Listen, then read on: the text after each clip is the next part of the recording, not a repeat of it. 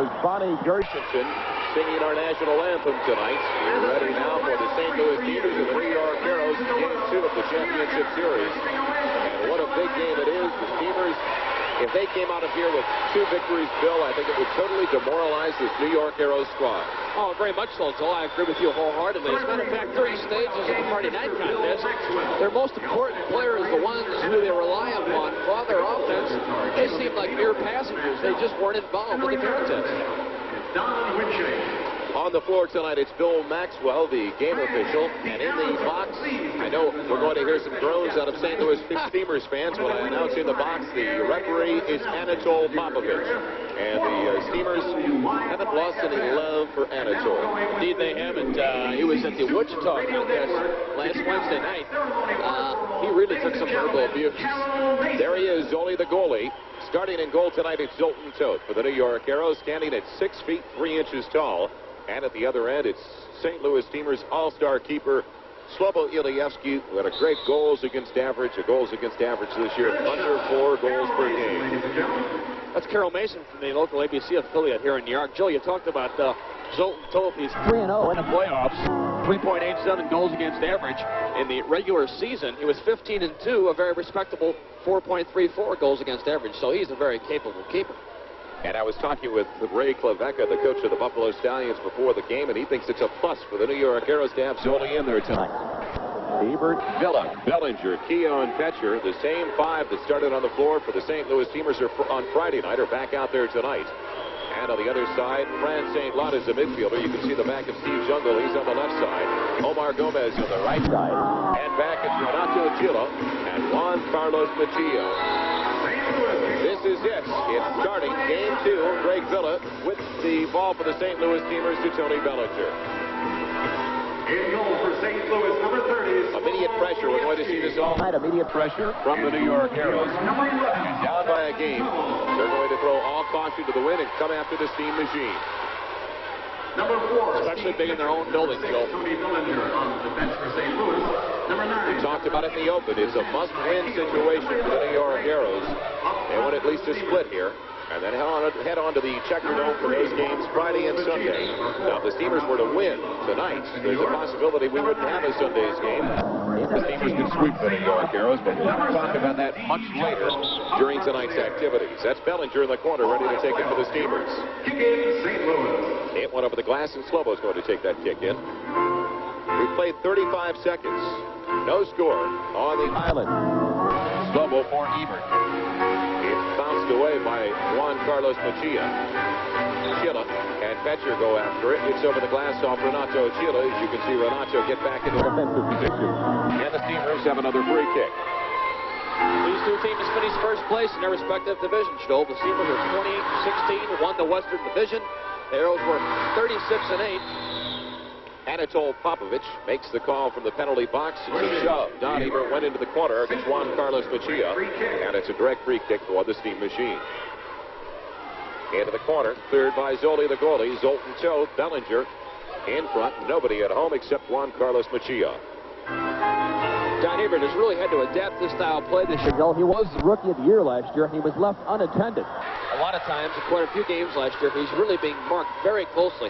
In this current campaign, consequently, he's had to learn to play more professionally with his back to the goal. Tony Bellinger with a nice pass off the boards to himself in the corner. Looks for somebody in the middle. Goes back to Jeff Cacciatore. Catch loses to Chila, and Chila comes away with it. Renato Chila, Brazilian player, one of the original players on the New York Arrows squad. Jungle knocks down Slobo Ilievsky. No penalty. It's a minor foul and a free kick for Slobo and the St. Louis Steamers as Tony Glavin comes on for the first time. Along with Sam Vick, Jeff Cacciatore, Carl Rose, and Larry Hulser with the ball. Coach Al Truss mentioned to his players at a pregame meeting that I guess we were fortunate to win Friday due to the fact that we didn't play quite that well, but nonetheless we did win. Now we just need a little bit extra effort this evening. If we would be so fortunate as to win tonight, I'd request more effort from you on Friday night. It was a very tight, intense struggle. If you didn't happen to see that game on Friday night here on KDNL TV Channel 30, it was very tight, both teams marking each other up and down the floor, and a low-scoring game, which bode well for the St. Louis Steamers. Number 20. 21, Val Tuchia. Now on defense for New York, number 16. Elievsky in the corner, looks for help and finds it. There with Sam Beck. So important for a player like Sam Beck, a defensive player who has just made a play on an offensive player, not to stand and watch, but to make himself available for the outlet pass from the keeper. He must go to the open space. Glavin starts it over to Carl Rose. He's kicked from behind by Juan Carlos Mejia. And it's another free kick as we look at the little one, Jeff Cacciatore of the St. Louis Steamers. Player from SIU Edwardsville, from the Fort Lauderdale Strikers. Little in stature but big in heart. Tremendous player. He really gets through a lot of work. 12 minutes, 41 seconds left in the opening quarter. We've got no scores. Carl Rose is ready to put it back into play. Wanted to go in the corner, but gave it right to Paul Kitson. That's a rare giveaway. That is a rare giveaway. Val Tuchia, he's going to wind up. Sam Beck is there. Sam Beck cut down the angle on that shot by Val Tuchia. Jeff Cacciatore picks up the loose change in the middle over to Sam Beck. Franco was a good play by Sam Beck just to run in the path of Val Tuchia. That's Dragon Simic. Up for the arrows to Paul Kitson. Kitson wanted to go in the middle. Leverage gets it off Carl. Bounced around. Slobo makes the save with his feet. And Carl gets it out of trouble. Good defense by Slobo, covering up very effectively at the near post. Number 13, Gene. Leverage for Simic against Beck. Now on to New York. Mark Leverage, a former New York Cosmo. He has literally been all over the United States playing soccer, Joel, with the Washington Diplomats, the San Jose Earthquakes, the Portland Timbers, the Earthquakes again, and then back with the Cosmos. Larry Holster throws it away to Val Tuchia. Tuchia with a push-off on Jeff Cacciatore with the elbow. Bill Maxwell was on top of the play, and it's a free kick for the Steamers. Val Tuchia voted Defender of the Year this year in the Major Indoor Soccer League, and he is a block of granite. Tony Glavin for Larry Holster against Gene Stratoser. Good job of shielding the ball by Larry. Larry has Leverage there and goes over to John Stremlau. Number 5, John Stremlau. Now Larry Holzer thought Steve Petcher would be in the corner. Cross signals, and it's over for Paul Kitson from Val Tuchia. In front, Petcher goes for the steal, knocks over Gene Stratoser. Back to the pocket rocket. Shot blocked by Tuchia. Good work by Petcher. He blocked that ball, blocked that 50-50 ball, and kept it available for Tony Glavin. Leverage with a nice one-toucher to Gene Stratoser in front. Tony Bellinger's there. Bellinger goes right by Stratoser. Up for Tony Glavin with Larry Holzer. The motorman's up into the attacking third. Winds up. Shot saved. Zoltan. Zoltan tells off the glass to Tony Bellinger. Val Tuchia with a dangerous play against Tony Bellinger gives the St. Louis Steamers another free kick as we look at the big one in the goal for the Arrows, Zoltan Toe. Played last year, his first year with the New York Arrows. Let's watch this play again as Glad comes forward. He's getting a nice ball from Tony Bellinger. Now see, as I talked about in the open, Joe, that's a clearly catchable ball by Zoltan Toth. And that means only danger when you punch balls out like that. Petcher with the long shot. Toth with the easy save, preventing that rebound from coming out to Tony Glavin. Steamers would like to get more build-up in their attack, Joe. They had it from the backs, but they would like to get more build-up, more help from the midfielders and forwards coming back, as opposed to the defenders doing all the running and them going forward. Tony Bellinger made the play to block it away from Gene Stratoser. Number 7, to Kitson. We're at our best when we get as many people as possible involved in our attack. Tony Bellinger went right around Mark Leverage. He tried to obstruct that play. And it's over for Don Ebert on a long pass. Billy Gazonis knocks it from Ebert. That's good work by Tony Bellinger, defending very well, and then a beautiful outlet pass to Don Ebert. Keogh makes the play. Gazonis puts it over the glass with 10:05 left in the first. It's a free kick in the corner for the St. Louis Steamers. As the Pearl, Carl Rose and Sam Vick come on, replacing Bellinger and Petcher. A new midfielder is Ty Keogh, and up front we've got Don Ebert and Greg Villa. Fresh troops also for the New York Arrows. Omar Gomez is on there, along with Steve Jungle. We'll make that Stan Karasi, not Omar Gomez. Also, Dragan Nikitovic. We didn't see much of Dragan Nikitovic in that first game. As a matter of fact, I didn't think we saw him on the floor all night. He didn't play too much at all. I think he got on for one shift, Joe. Villa gets it back. Blocked away by Toth. Shot by Keogh, knocked by Karasi. Carl Rose in front. Greg Villa rebound. He can't get it as Billy Gazonis blocks it away with his back. Ty Keogh in the corner. Villa, he's got an open net if he can get it. Greg Villa bounces it off the backboards to Carl Rose. Rose loses. He tried to put it between his own legs. And Stan Karasi comes over off the pass from Mike Radjabak. Slobo out. He knocks it away from Dragan Nikitovic, and Ty Keogh says, Slobo, go back, I've got it. Exactly. That's the proper play. Let Ty Keogh Let your midfield general, let him take the ball upfield, either by dribbling or sliding a through ball. Greg Villa playing with a great deal of intensity in his second shift tonight. Ty Keogh has it on a nice through ball from Villa. Keogh avoids Villa-Gazonis, loses, and Jungle has it. Well, you pointed that out accurately, Joe. Villa playing with a great deal of intensity, and may I add, playing on very sore ankles. Talking with Ray Klevecka once again before the game tonight, Klevecka thought the key to the St. Louis Steamers tonight was the play of Greg Villa. Whether he was going to be involved in tonight's game. Parasi shot wide. That's Dragan Nikitovic in the corner. He couldn't collect the rebound. Puts it off the glass. Carl Rose heads it over. It's off the plexiglass to Don Ebert. I can assure you, Joel, that any defense in the Major Indoor Soccer League would tell you that they want no part of a healthy Greg Villa and Tony Glavin. Renato Chilla to Dragan Nikitovic inside the St. Louis attacking zone. Mike Rajavec. For Jungle, telegraphed the pass, and Sam Vick saw it coming all the way. Very dangerous ball to flight across the goal mouth, Joel, with the area so packed. Jungle shot, save Slobo. Clear Cacciatore over to Sam Vick. Beautiful play all the way around, Joel. Karasi immediately saw Jungle running through, overlapping. He ran to the open space. Jungle hit it first time at the inside of his right, and Slobo, a tremendous save at the near post. Cacciatore shot saves Zoltan Toth. The opportunist Cacciatore found a loose ball in front and just whacked away at it. Karasi against Petcher. Petcher with a clean tackle to Tony Glavin. The pocket rocket turns it around one-on-one against Mike Rajavec. Glavin to the left foot, shot wide. That was the area in which to shoot the ball, though, Joe. The keeper came off his line at the near post and shoot it wide to the other post. Cacciatore with a neat move to get through Karasi, but he loses it to Dragan Nikitovic, and it's up for the Lord of all indoors, Steve Jungle. Shot, saves Slobo over the glass. Incredible save by Slobo. Leaping up at the far post, and Jungle says, what do I have to do to put one in?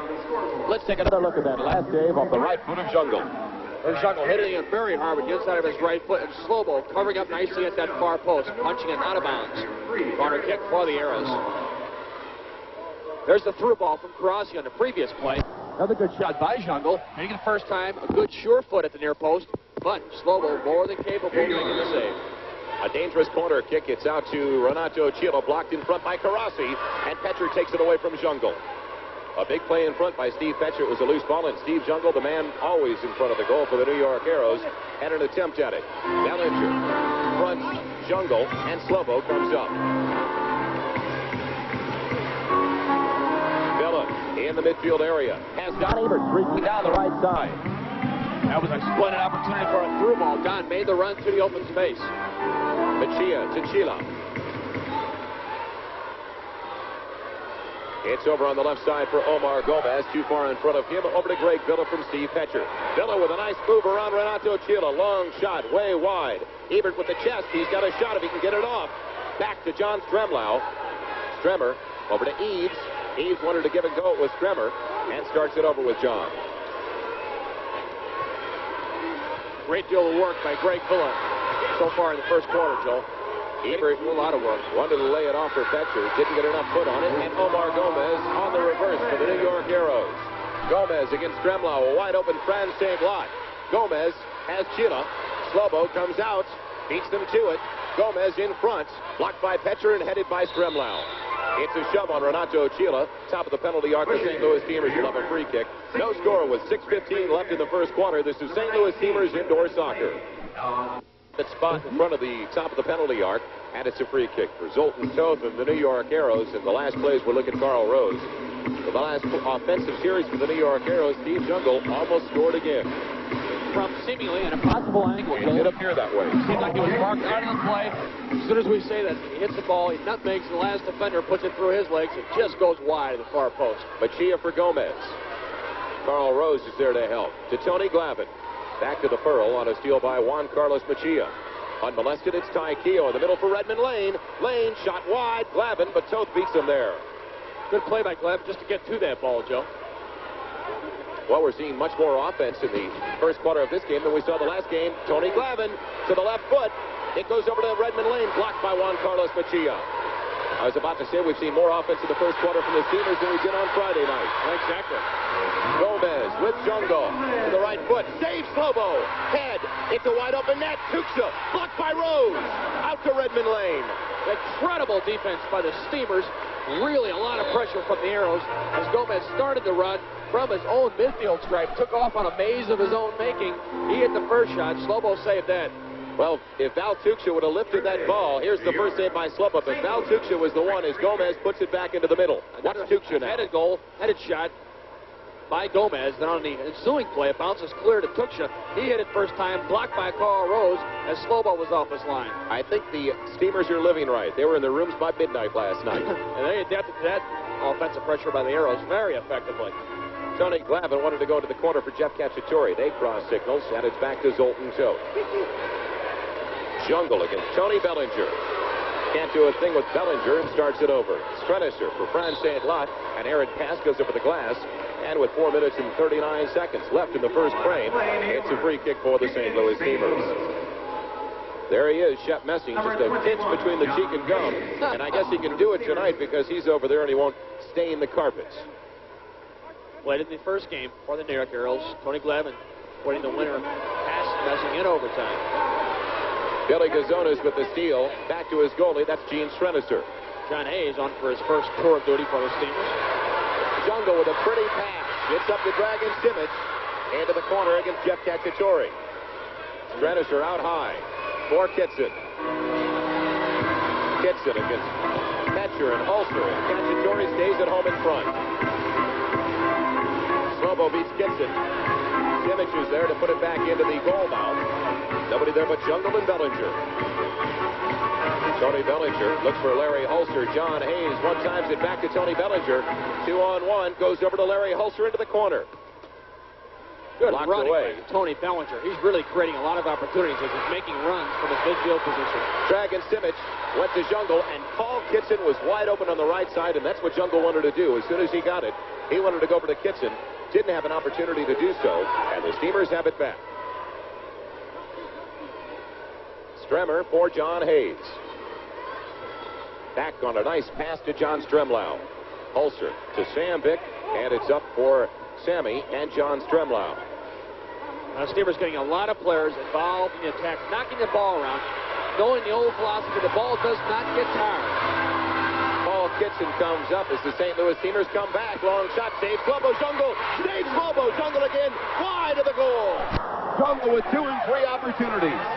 And Slobo dodging countless bullets from playing just tremendous fashion to Slobo Ilyievsky.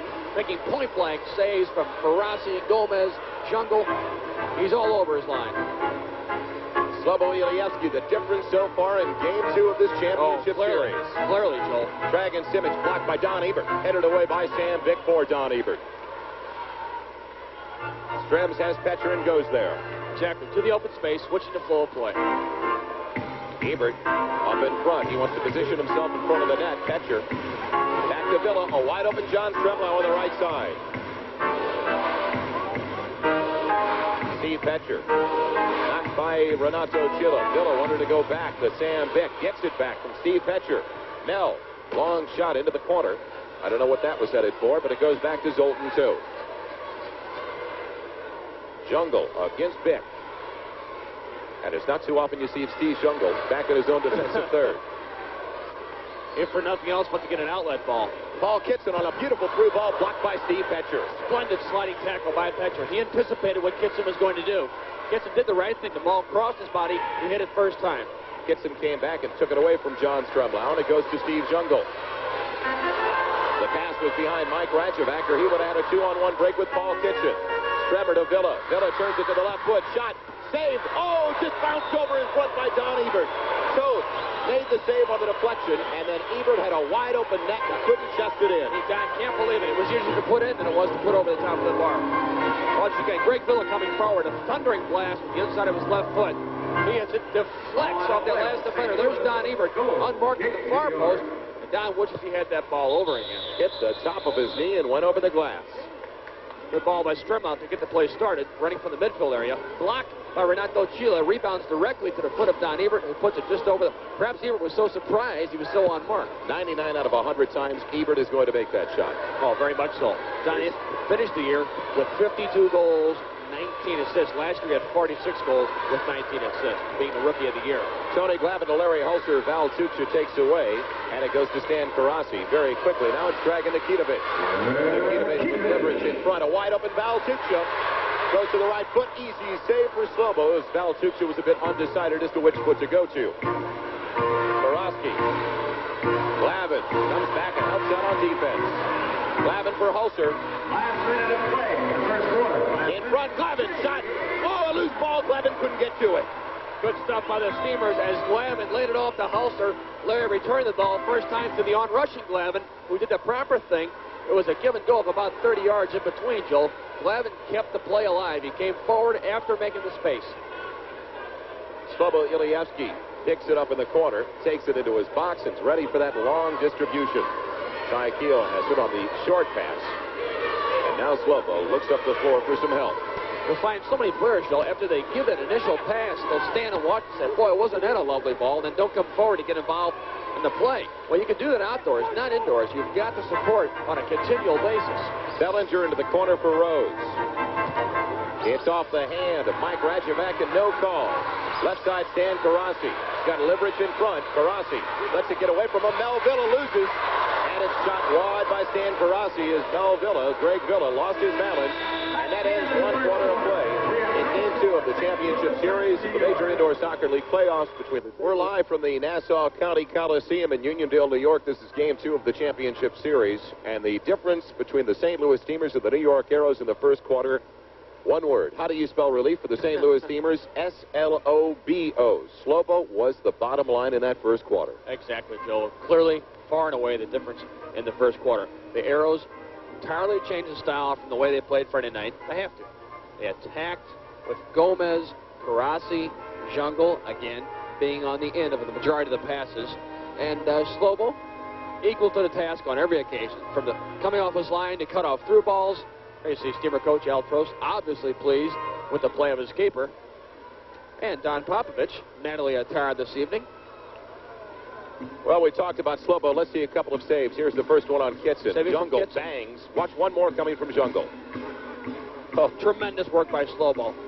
Larry Hulser coming forward now, the former midfielder for the St. Louis University Billikens, Los Angeles Aztecs, and Cosmos, lays it off to Glavin. Tony hits it first time, and Tony just about gets that rebound from the outstretched arms of Zoltan Toth. So good keeping on each end, but better keeping from Slobo. New York will kick off The same five that started the game. The St. Louis Steamers are on the floor now to start the second quarter of play. Don Ebert, Greg Villa, Ty Keogh, Tony Bellinger, and Steve Fetcher. Gomez into the corner. Slobo out to clear. Back to Omar Gomez. He'll move over. Jungle wanted to one-time it back to Omar Gomez. Bellinger blocked, and it's now Fernando Clavijo. Keogh takes that bad pass and finds Greg Villa. Well, it was the New York Arrows in the first quarter and the St. Louis Steamers. And thanks Slobo Ilievsky. The Steamers had some great scoring opportunities too, but not as many as the New York Arrows in that first quarter of play. Right, Joe. We had some chances, but as you mentioned, not nearly as many as the on-rushing Arrows. Here we go again with Omar Gomez. Gomez for Franz St. Lot in the corner. Slobo's there. He's off the glass. Slobo better get back in. Pops it away from Franz St. Lot. He wanted a dangerous play call against Slobo. One times it. Machia. Shot save Slobo. Slobo goes up for Steve Fetcher. Good outlet ball to Fetcher. That was Clavijo beating Fetcher to the ball. And finally, it's Juan Carlos Machia past the halfway line. It's the attacking third, Steve Jungle. Jungle wanted to go around Bellinger. Bellinger with the sliding tackle. And we've got a call in the corner against Tony Bellinger as he pushed Steve Jungle. So it's a dangerous play now in the corner for the New York Arrows. They've got a free kick there. And the St. Louis Steamers will have a front wall of Greg Villa and Don Ebert. No score. And we've got 13:48. As soon as I say that, Franz St. Lot puts it in off that very dangerous corner kick on a perfect pass out front. Franz St. Lot left open, and it's now 1-0 for the Arrows with 13:47 left in the first half. Well, we talk about those corner kicks and those direct free kicks in front of the net. They'll burn you every time. They're so dangerous, Joel, the dead balls are. Let's watch it again and see how this play did occur. It was a dead ball. Hit by Kitson, laid it off to St. Lot, who hit it first time. Makes no mistake, puts it past Slobo. That's St. Lott's third goal of the 81-82 playoffs. Like I said, he made no mistake. He hit it first time. Hit it with his full right instep. 1-0 with 13:42 remaining in the second half. In the first half, excuse me. As you can see on that replay, Steve Jungle was standing right in front of Slobo. Fernando Clavijo over for Jungle. It's stolen by Carl Rose. 13:33 left in the half. And the Arrows jump on top 1-0. Glavin has it on the left touchline. Knocked down by Clavijo, and it's a free kick for the St. Louis Steamers. One more time on that last goal by Franz St. Lot. Gomez made the pass from the corner. Gomez on the corner kick, laying it off to Franz St. Lot, coming forward from the back. He was left on mark. Saves Zoltan Toth off a nice kick by Carl Rose to create a scoring opportunity for the Steamers. It was, Joe. He hit it through a maze of players. Toth was unsighted. Didn't see it until the last moment. Larry Hulser falls on the AstroTurf here at the Nassau County Coliseum. And in turn, it goes up to the New York Arrows, Franz St. Lot. Gomez to the left foot. He's got Jungle. They get in each other's way. Jungle back to Juan Carlos Mejia. Franz St. Lot with a lot of room to move in front. Goes into the corner for Steve Jungle. It's a handball against Jeff Cacciatore and a free kick for the New York Arrows. So I'll tell you why it's so slippery. We were over here working out yesterday morning, and the surface of the carpet itself is only about a quarter to 3/8 of an inch deep, and it's directly on top of the ice. I mean, directly on top of the ice. And when it starts to get a little warm inside here, it starts to melt, and you create some water. Save Slobo on the short side. The shot by Franz St. Lot, the man who got the goal about a minute ago for the New York Arrows. And Omar Gomez almost went right over Slobo Ilievsky. As you can see, Carl Rose doesn't like the actions of Omar Gomez. And look at Slobo and Gomez going at it. One more Franz time. St. Lot. Slobo on the short side. Slobo covering up very nicely at the near post. And the rebound is loose. That ball is loose. And now it is no longer loose there. And Carl Rose doing what a defender has to do, shielding off offensive players from his keeper. Tony Glavin, Zoltan Toth wants Strenicer and goes there. Zoltan Toth and Gene Strenicer combining nicely there. Jeff Cacciatore two-timed on the touchline. Strenicer has the loose ball. And it's Juan Carlos or make that Renato Chila. Chila, plenty of room. Jungle in the corner. Jungle against Sam Bick. Bick wins, but Strenicer has it. Blocked by Cacciatore. The half volley goes inside for Omar Gomez. He's got it. Jungle all alone. Jungle shot. Saves Slobo. It's behind him, but he picks it up. I believe Jungle wasn't so much shooting that ball, Joe. He saw his path at the near post marked off, so he tried to keep it alive by hitting it off the boards. Slobo and Carl covering up nicely. It almost seemed like he was trying to put it in off the back of Slobo. Glavin wheels into the middle. Glavin to the right foot. Shot. Saves Zoltan Toth as he punches it out. Another catchable ball. Gives up a lot of rebounds. It could come back to haunt him. Villa wants Ebert in front. It's Paul Kitson defending against Greg Villa. And Villa, it appeared, said, come on, let's go. Almost like a fighter. If Greg Villa is a fighter, I want no part of it. You said it. Villa loses. Mark Liverich for the New York Arrows comes up. Dragon Simic on the right side. He's got Renato Chila and goes into the corner. Chila saves Slobo just with an outstretched right hand. That was good work by Renato Chila as he changed his pace as soon as the ball came to him. Hit it just wide with the inside of his left foot. He spun it just past that far post. Sammy Bick with some nice footwork gets it over to John Stremlau. Stremmer has Ebert, but goes back to Steve Fetcher. Slowing down the pace of the attack. There was really no one forward. John slowed down the pace and played Fetcher. Renato Chila makes the steal as they were going inside for Don Ebert. Greg Villa in front of the New York Arrows logo. Villa is knocked off by Dragon Simic, but it's an obstruction call against Simic with 10:23 left in the first half. There you see Paul Steamers have that free kick. Paul Kitson, the former Chicago Horizon player.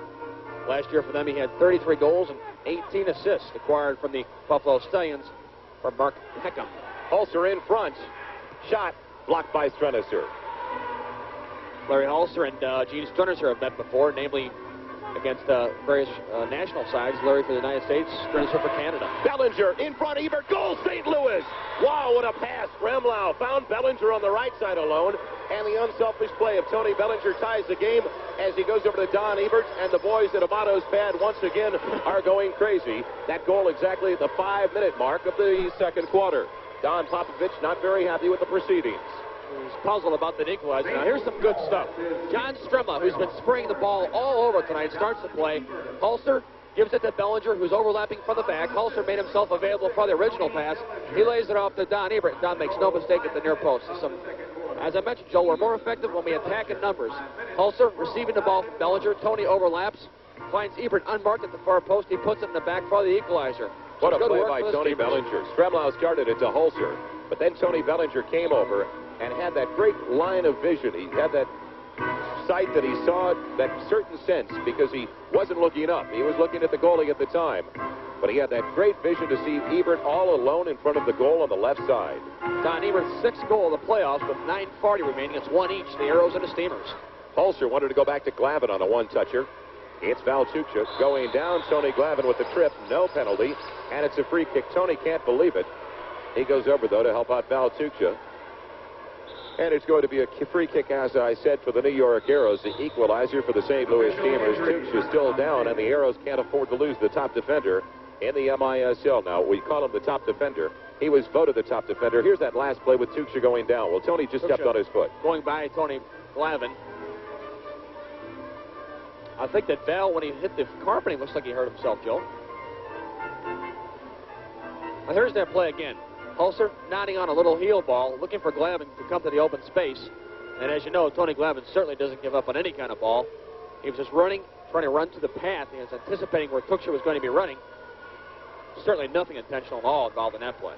Well, when he went down, he was holding onto his right knee. But he got up and he was limping on his left leg. So maybe in the transition, he hurt one of the others. Really. AstroTurf toe, Valtucha.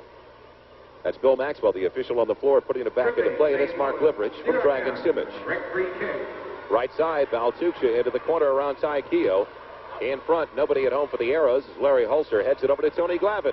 The pocket rocket 1-on-3 is knocked down by a Kitson. No call on a penalty, but it's going to be a free kick right in front of the MISL logo for the St. Louis Steamers. St. Louis, direct free kick. Glavin against Tuchscherer. Tuchscherer wins on the 50-50. There you see how dangerous Tony Glavin can be, Joel. With one stride, he simply takes out two defenders. Mike Rajovac back on the red line for the New York Arrows, looking up the floor. And Dragan Nikitovich comes on. It's over for Mark Liverich. Sam Bick will have nothing to do with that as Bick makes the steal. He goes into the middle. Oh, he had Ty Keogh. Garasi makes the steal, and it's 3-on-2 now for New York. Long shot wide by Garasi. Bick's back to help. It's a call against Garasi on a hold. Sam Bick also held. Watch out, Garasi. It was almost a 2-minute unsportsmanlike call against Garasi as Bill Maxwell was upset. And Garasi heads back into his own defensive end. The proper call by Bill Maxwell, and Garasi almost got in trouble for answering back. Tuchscherer slides it for the keeper, Toth, and Nikitovich has it. Nikitovich has a wide-open Liverich. There is Tony Bellinger to help.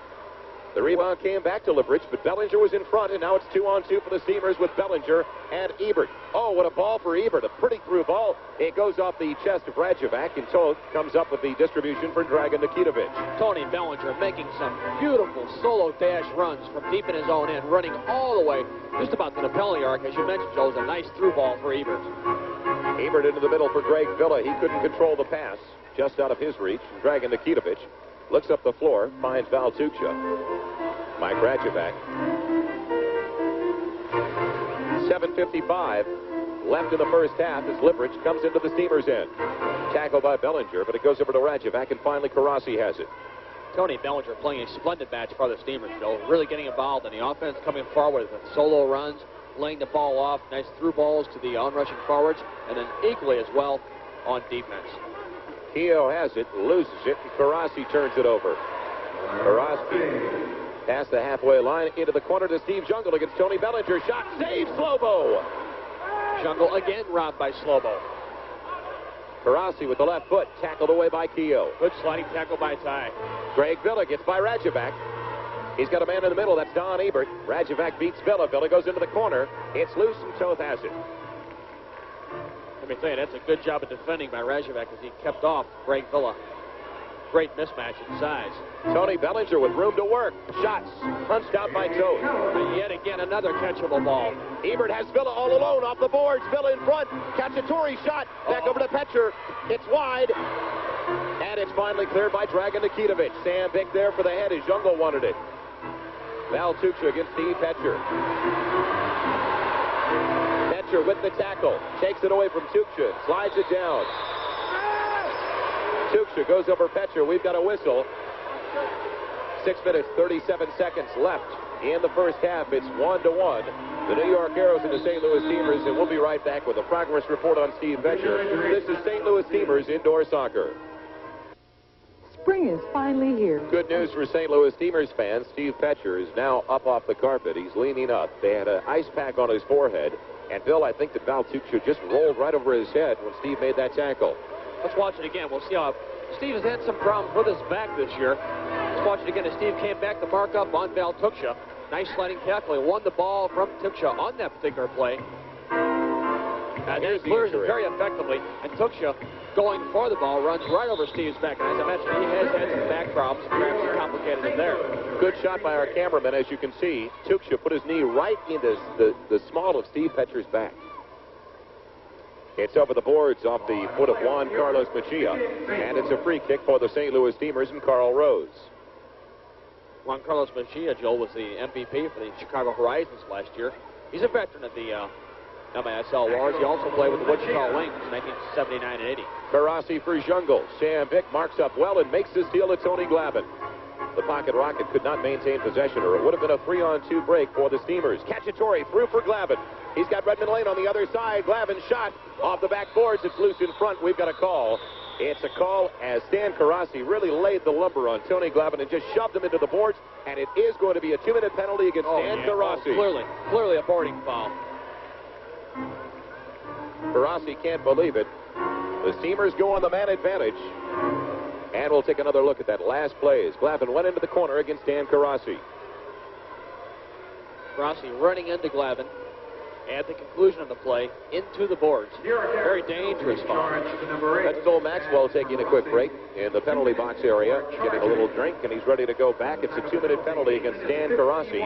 2 minutes for charging. And the St. Louis Steamers power play specialist, Jeff Sandobri, is now on the carpet for the first time tonight. Former Indiana University player, played for Jerry Yeagley at Indiana. Played a sweeper back position for that college squad, Jeff Sandobri. Greg Villa from John Stremlau. Ebert's in the corner. Carl Rose in the pivot position at the top of the penalty box, and Jeff Sandobri on the left side with Stremlau out high. John Stremlau has Ebert in the corner, goes over to Jeff Sandobri. Sandob's off the foot of Juan Carlos Mejia or Billy Gazonis or Fernando Clavillo. I'll get it right finally. And it's a free kick for the St. Louis Steamers. Clavillo went down and made a nice play, popping it over the glass. Rose into the other corner for Greg Villa. He protects the ball. Shot, save, Toth. He gets it back. Oh, Villa couldn't maintain. And now it's 2-on-2 with Jungle. Jungle against Stremlau. Save, Slobo. It just went off the outside of Slobo's foot. Good shot by Jungle. A quick release, Joe, and he hit it to the just wide of that far post. Well, they called Jeff Sandobri for marking too hard on Paul Kitson in the corner. And it's a free kick for the New York Arrows. An untimely call for the St. Louis Steamers. They're on the power play. Kitson will take it against Sandobri. Throws it into the corner for Jungle. He couldn't collect. And Carl Rose starts up for the Steamers. 1 minute, 18 seconds left on the penalty to Stan Karasi. He's in the sin bin. 2 minutes worth for charging Tony Glavin into the boards.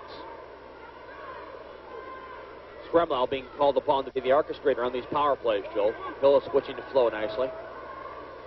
John Stremlau is in the middle, as Bill said. He goes over to Jeff Sandobri. It's blocked away by Paul Kitson. 50 seconds left in the penalty to Karasi. We talked about it before, Joe, but probably the most successful power play so far in the 4-year existence of the MISL. Carl Rose off the crossbar. Sandobri took the shot. Toth made the save. Carl Rose hit the crossbar with that head. Boy, indeed. Let's watch it again, Joe. As Jeff Sandobri hits it first time. Here comes the Jeff. Full left instep blast. Toth coming off his line very nicely. Carl just hit that a bit too high on his head. He tried to knot it down with his forehead. Just couldn't quite do so. Greg Villa on the power play. 4-on-2 St. Louis. Villa in the corner. Ebert. Rose just couldn't get to it. Just across the face of the goal. Oh, the Steamers have had the opportunities. This is the best power play I've seen the Steam Machine throw in a long time. Stremlau against Kitson. Back to Slobo and out of trouble. But we were talking about it, Joel. Probably the most effective power play in the history of the league. John Stremlau was a part of it with the early Houston Summit squad. Jeff Sendobri, 3-on-2. Sendobes for Ebert. Back over to Mel Villa. He couldn't get to it, and what a bad break for the Steamers as they were 3-on-1 almost. Ebert on the half volley. Toth makes the save off the back boards. Karasi's back on. You can see he's got the ball, and it's now 5-aside. Well, the Steamers did everything but score on that last man advantage. Good defense by Petcher with a nice clearance. Steamers had some splendid opportunities, didn't they, on that last power play? Best power play I've seen the Steam Machine go with in a long time. Blocked away by Petcher. Petcher's just doing a super job. The key thing to the power play, Joel, is if you can isolate players, knock the ball around, and all of a sudden quickly lay it off to the opposite post player. Onto it, he can hit it first time. Sheila goes to Karasi and takes it away from Hulser. So now we've got a front line of Hulser and John Hayes on the floor. Tony Bellinger once again doing a super job against Steve Jungle. Fronted Jungle, gets it over to Hulser. Omar Gomez marks back and takes it away. Renato Sheila, one-touch passing with Dan Karasi. He'll wind up. Petcher against Karasi. Karasi very wisely goes to Gene Strasser. In the corner now, Renato Sheila.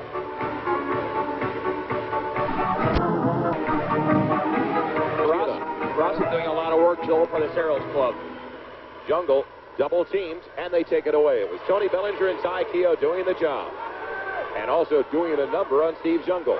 Bellinger doing absolutely everything in his first 2 quarters of play. Hulser shot over the glass, free kick, Zoltan Cho. Good play by Steve Petcher to come forward, make himself available for the pass, put himself into position, and Larry Hulser very alertly using him for a wall pass. Steve Petcher and Tony Bellinger go off. They just had a great shift. And Carl Rose and Sam Dick come on to take over on the St. Louis red line. Steve Petcher and Tony Bellinger, Joel, no strangers to each other. Steve Petcher starting his national North American Soccer League career with the Dallas Tornado, as did Tony Bellinger.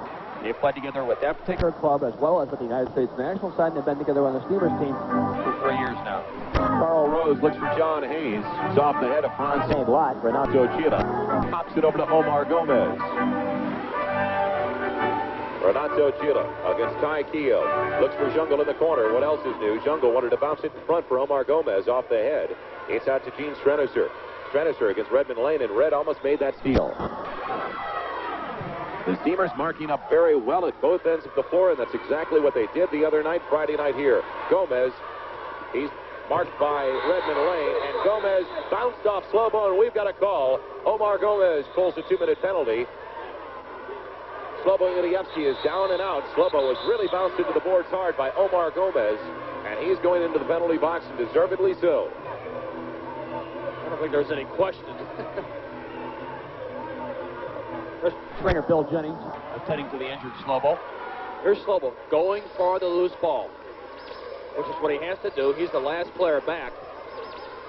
What was that, a cross body block by Omar Gomez, and then he tried to pin him into the boards. then he fell on top of him, a la Von Raschke. Yep. There's Bill Jennings, the trainer, sending the Slobo. Tony Glavin also nearby. There's Al Trost, head coach of the Steamers. Slobo moving that left knee very gingerly. There's Omar Gomez. His barber's been out of town. At least for a couple of weeks. Former player for Quilmes in Argentina's first division. Played some good years with the Dallas Tornado. Slobo Ilievsky, the goalkeeper. For the St. Louis Steamers, back up. Good news for all of us. And ready to take over the nets for the Steam Machine as they go on the power play. Slobo has just been unbelievable in this first half. He's been flopping around all over his line, Joel, and making some tremendous saves. Ones that are point-blank shots from either Jungle, Omar Gomez, or Stan Karasi. We talked about this on Friday night, but the key to the St. Louis Steamers' defensive strategy has been to stop Steve Jungle. And the Steam Machine, as we look at Don Popovich, the Steam Machine has been coming back and helping out on Steve Jungle. Steve Jungle very rarely goes one-on-one with a defender. Right, Joel, and when he does, he's very difficult to contain one-on-one, and you have to double up on him. I mean, let's face it. The guy's got well over 300 goals. The team What did he have, 103 this year? 103 this year. The team scores 302. He scores 103 of them. And to go along with that, has 60 assists, breaking the seemingly insurmountable mark set last year by Christensen, Jurgen Christensen at 52. So he's a complete player. Slobo out. Kitson headed away by Slobo. Wide open net for Paul Kitson. It's still wide open, but finally it hit Kitson, and Ebert comes back to help out. Ebert jams against the boards. It's a shove against Paul Kitson and a free kick for the St. Louis Steamers with 1 minute and 32 seconds left on that boarding call against Omar Gomez. There's Paul Kitson. He was the leading scorer last year for the Chicago Horizons and the third leading scorer this year behind Omar Gomez and Steve Jungle for the New York Arrows. Right, Joe. He was born in London, played for the Watford team. He also played for the Queen's Park Rangers and Tottenham Hotspur's youth teams. So a lot of international experience for Paul Kitson. Sandobes takes left, goes right. Stremlau out high, over to the pocket rocket. Long shot, headed away by Gene Streniser. Gene Streniser. That was self-defense. He needs a goal mask for that. I think he's got a few of those dimples implanted on his forehead now from that MISL red and black ball.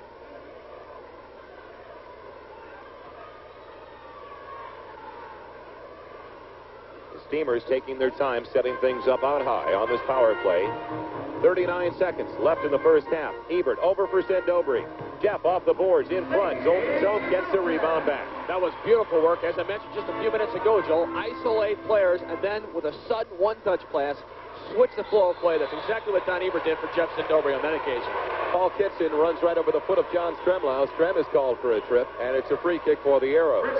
St. Louis, New York Arrows. 24 seconds left in the first half, and 34 seconds left on that penalty to Omar Gomez. So the Steamers on the power play for the remainder of this half. Renato Chila, Paul Kitson dangerous in front. Carl Rose was there, and Glavin goes back to Slobo. Well, the Steam Machine has one last rush on this man advantage here in the first half.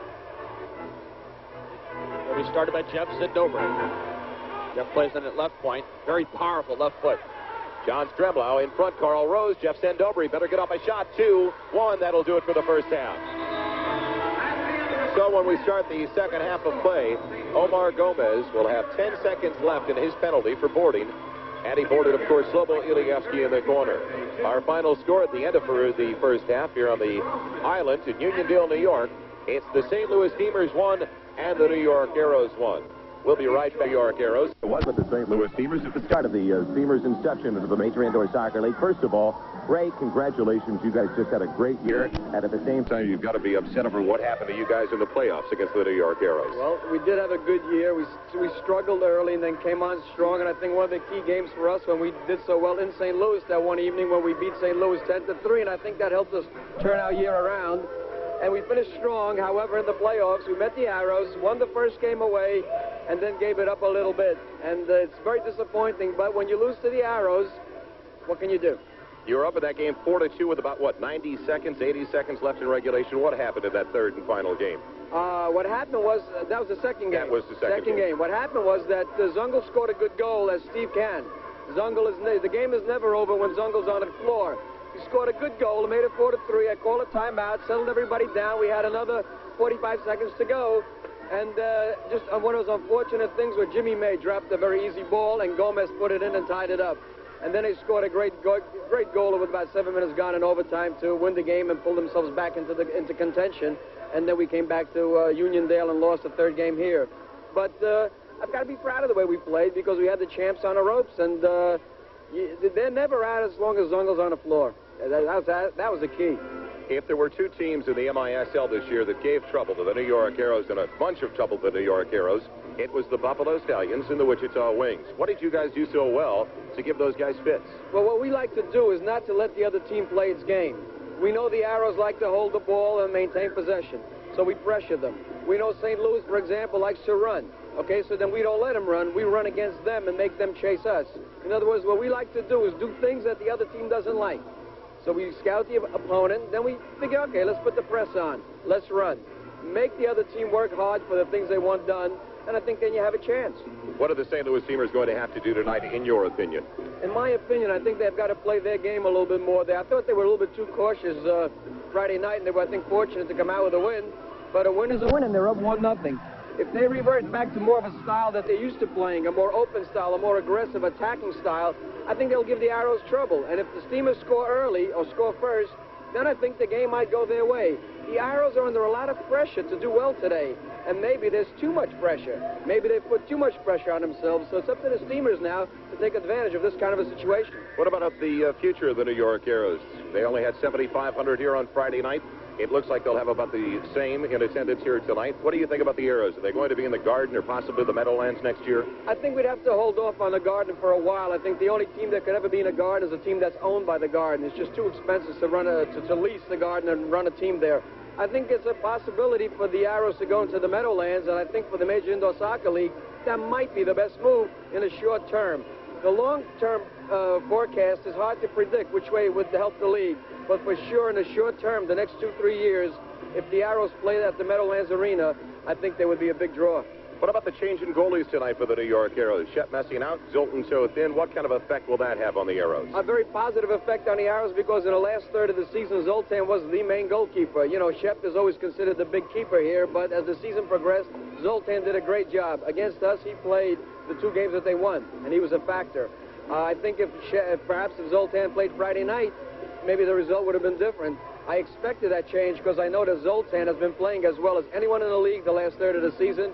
And on a given day, I think Zoltan might be the best. You guys had an outstanding year. You've got the Rookie of the Year in Jermaine Iglesias. What are you going to do in the offseason to bolster your Buffalo Stallions squad? I think we're a little bit weak in the goal area. I was not particularly pleased with Maxi's play as the season wore on, so we're looking for a goalkeeper. And I think I'd like to shore up the midfield core. I think that once Ernie Buriano gets off the floor, the people that go on there in the midfield position just can't produce in terms of generating firepower. So what I would like to do is maybe acquire a midfielder who can do a little more for us in terms of creating points and chances for goals. I think if we do that, then we begin to edge towards the people on top. All right, Ray, good luck next year, and congratulations once again on a great year this past year. Great. Thank you very much. That's Ray Klavecka, the head coach of the Buffalo Stallions. A lot of work for you, and how do you build up for the preparation for the away games? Well, as far as the publicity is concerned, Billy, Barb Lieberman's involved very heavily in that area, and without her, it just doesn't happen. As far as the travel is concerned, you're so dependent upon the hotel personnel, the airline people, the bus driver. You're at the mercy of really a lot of people, and you have to be somewhat organized. In case one of those people, don't come through for you, you have to know where to go. And you have to do a lot of your duties way in advance. Oh yeah, you're thinking 2-3 weeks in advance most of the time. What really gets to be a problem is when we're playing at home, and I got to be thinking about maybe 2 or 3 games later on to get the hotel people what they need, and the bus people, and it gets hectic. And the best thing about your job is it always runs smoothly. Well, we like to think that happens. We feel like the guys on the field, it's their job to put the ball in the back of the other guy's net. And Al and Tim and I have talked a lot about it, and we try to make it as comfortable for the playing personnel as possible. And I think, in 3 years we've done our job, and we're really proud of what we've done. And one of you and Barb's prime duties in regard to public relations is disseminating the proper information to the media so they can inform the public properly.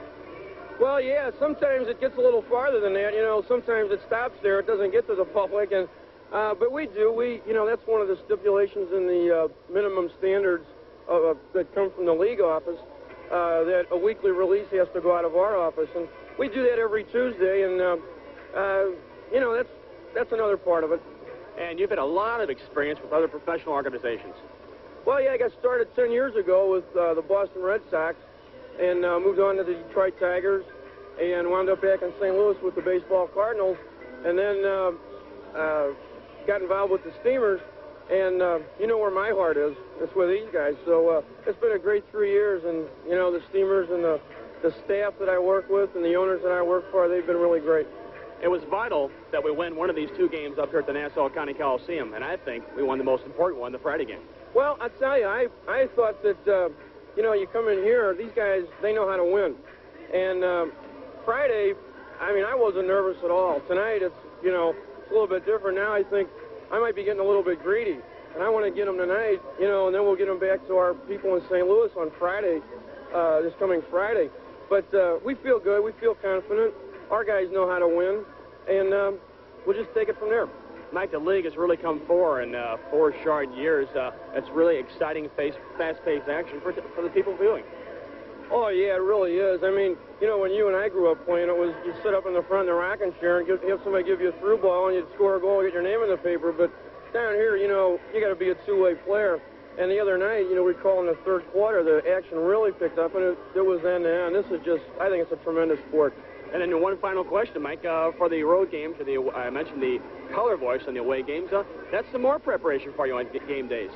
Well, I guess they prepare the same way you do. I hope that the people that listen to us on KMOX FM are satisfied with what we do.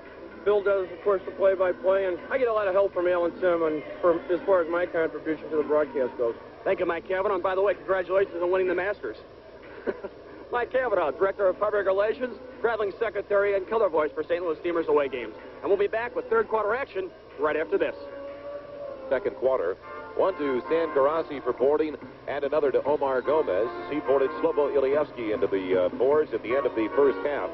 And that penalty to Gomez still in effect. There's 8 seconds left as we start playing the second half. Keogh has it across the logo and finds Tony Bellinger wide open on the left side. Dragon Simic has the loose ball, and it's 1-on-2. Well, it's now 2-on-2 with Omar Gomez coming out of the box. Right, teams are even, Joe. Val Tuksha in the corner. Tony Bellinger beats him to it. Don Ebert has it. Tuksha falls down, holds on to a left knee. He tripped up Tony Bellinger. And it's going to be a free kick for the St. Louis Steamers. Tuksha is down in pain. He's really bad. He's had some problems. He's taken a beat, hasn't he? He's been down on the floor quite often this evening. We'll see that last play as Ebert comes away with it. Retaliatory foul by Tony Bellinger. There you see Tony simply took down Tuksha from behind as Tuksha had ran into Tony on the near boards. Tuksha still holding on to that left knee, and Bill Maxwell simply said, if you can get up and get off the floor. He finally does so. Well, he's small, isn't he? Look at the size. Look at the size of those legs, tree trunks. You know, we talk about it. You hate to see anybody go down hurt, but a lot of these guys go down and they're just looking for a breather. Now, we just started the second half, so I can't understand that last play by Val Tuksha. Well, unless he was doing sprints in the locker room. Yeah, that was possible. They call it Long Island, don't they? Ebert in front, lets it go through to Petcher. Shot off the top of the glass. Nobody at home in front. What a good dummy sold by Don Ebert as he ran over that ball. Steve Petcher called for it, overlapping from the back. Very nice play by the Steamers. Villa runs into Bellinger. Jungle falls down. A break for the Steamers, or he would have had a breakaway on Slobo. And that's Greg Villa on the right touch line against Dragon Simic. So Bellinger taking a beating here in the early minutes. I don't know who I'd rather run into, Villa or Tuksha. I think neither. Gomez. Simic. Back to Gomez. Over to Simic. Pretty pass. Shot. Saves Slobo. In front. Gomez couldn't connect. Good work by the Arrows. Close, in-tight situation. Ty Keogh with Greg Villa. 2-on-2. Through ball for Villa. Out is Toth. He pops it away. Good ball by Ty. Just a bit too far. Gomez has it. Into the St. Louis Steamers end with Juan Carlos Mejia. He rolls it. Slobo makes the save as Jungle is on the doorstep. As soon as the play started, Joe, Slobo immediately anticipated the possibilities and marked up at the near post. Cacciatore, Hulser, Glavin, Petcher, and Bellinger now on the floor for the St. Louis Steamers against Dragon Simic, Steve Jungle, Omar Gomez, Val Tuksha, and Juan Carlos Mejia. That is Val Tuksha into Steve Jungle. Simic in the middle to Juan Carlos Mejia. Good ball control by the New York Arrows as they try to move into the offensive end. Tuksha through the legs of Gomez. And Bellinger comes up with Jungle right behind him. Bellinger has been doing the work of two people this evening, Joe. He's been simply all over the floor, on offense as well as defense. Glavin to Hulser. He's got Cacciatore. Or he's got the pocket rocket if he wants. It's Steve Petcher, stolen by Dragon Simic. Sam Vick has the loose one. Tony Glavin with room to move. Glavin goes to the right, to the left, and he loses on a tackle by Fernando Clavijo. Nice tackle by Fernando Clavijo. Won by the dummy, sold by Glavin. Steve Petcher coming back to help out. Makes that steal back to Slobo. And it's over to Sam Vick. The next goal, a big one. We're tied up at 1 apiece. Exactly 12:05 left in the third quarter at the Nassau County Coliseum. Glavin in the pivot spot back to Stremlau. One touch, Holzer. Game number 3 to be played at the Checker Dome on Friday night beginning at 7:35. Vic wanted Glavin. Juan Carlos Mejia has it. He was the one who made the steal over to Omar Gomez. It's 4-on-3. Rose gets back. Gomez. Jungle. He couldn't maintain control. St. Lot. It's a bouncer. Jungle in front. Gomez. Shot. Blocked away by Carl Rose. Good defense by Carl Rose. Gomez goal. You can't give it away that often in your own goal mouth and expect to get away with it. And the Steamers got sloppy in their own end. Jungle and Gomez played for a while there and finally knocked it home. Good work, Joel, by Steve Jungle to keep the ball alive. You can only defend so often when you're deep in close in your own area. The Steamers did a splendid job to prevent the goal from happening earlier as Carl Rose put it off his own line. Let's watch it again. Now you see the ball bounces about. There's Gomez laying it off neatly to Jungle at the near post. On the return ball to Gomez, he makes no mistake. And Omar Gomez scores his 7th goal of the playoffs. Some good stuff in close between Jungle and Gomez. Gomez with the goal for Jungle, and the time of the goal, 3 minutes and 29 seconds. Bellinger on the long shot, rebound out, kept alive by Ebert, and popped free by Strenicer. Jungle has it. I mentioned, Joel, that was Omar Gomez's 7th goal of the playoffs. That's incorrect. That's his 6th goal of the playoffs. But some real nice work by the Arrows in tight. Zoltan Cho prevents the rebound from going out to Steve Petcher. That was a nice play by Zoli. It is, because Petcher was coming up to get the ensuing rebound. Jungle for Franz St. Lot, and in the middle all by himself, it's Fernando Clavijo. In the corner, Kitson. Back to Clavijo. Bellinger there, wide open for Jungle, and he couldn't pick up that rebound. Again defending Joel, Tony Bellinger. 10 minutes and 35 seconds left in the third. The Arrows on top by a goal. Now it's 2-1 New York. Ground level shot of Steve Petcher and Greg Phillip. Petcher lifts it over to Greg.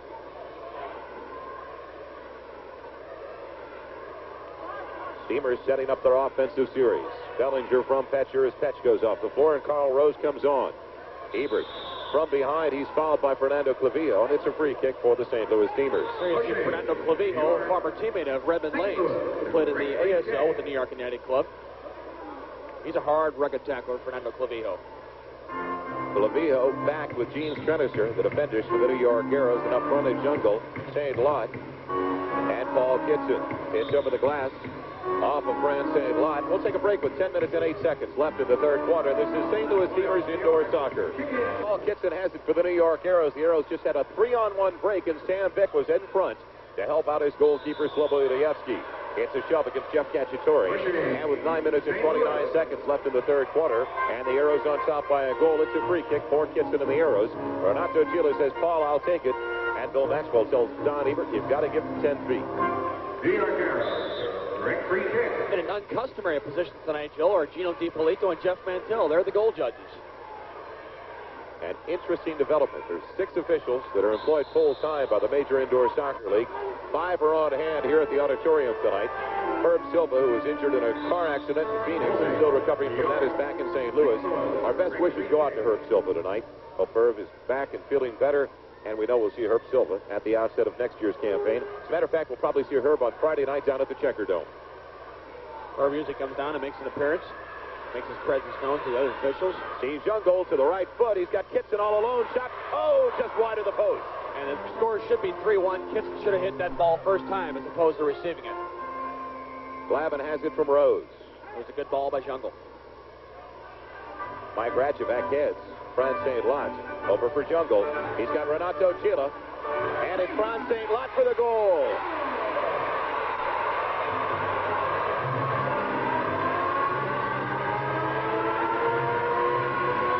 Franz St. Lot, Joel, gets his 2nd of the evening, 4th of the playoffs, assisted, as was the 2nd goal of the New York Arrows by Steve Jungle. There you see Franz St. Lot.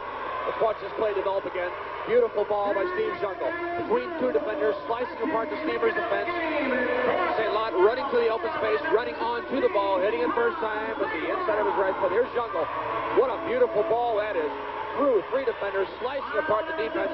Slow-mo doing the only thing he can, coming off his line, attempting to cut down the angle, but just as he came out, Ron Salot got to the ball, hit it first time, and it's 3-1 with 8:37 remaining in the third quarter. Well, I don't know what Don Popovich said to the New York Arrows at halftime. They must have had their Wheaties. Glavin over to Bellinger. A chance for the Steamers. Bellinger wheels with it in the middle over to Glavin finally. Glavin back to John Stremlau.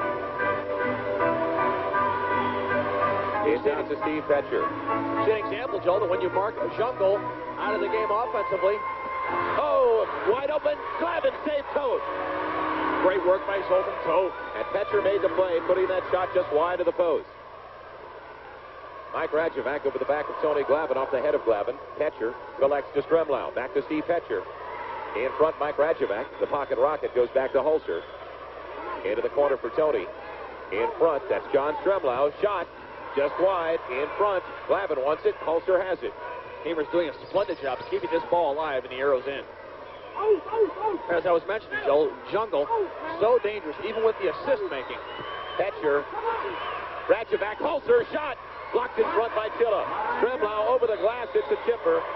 Didn't have much mustard on it.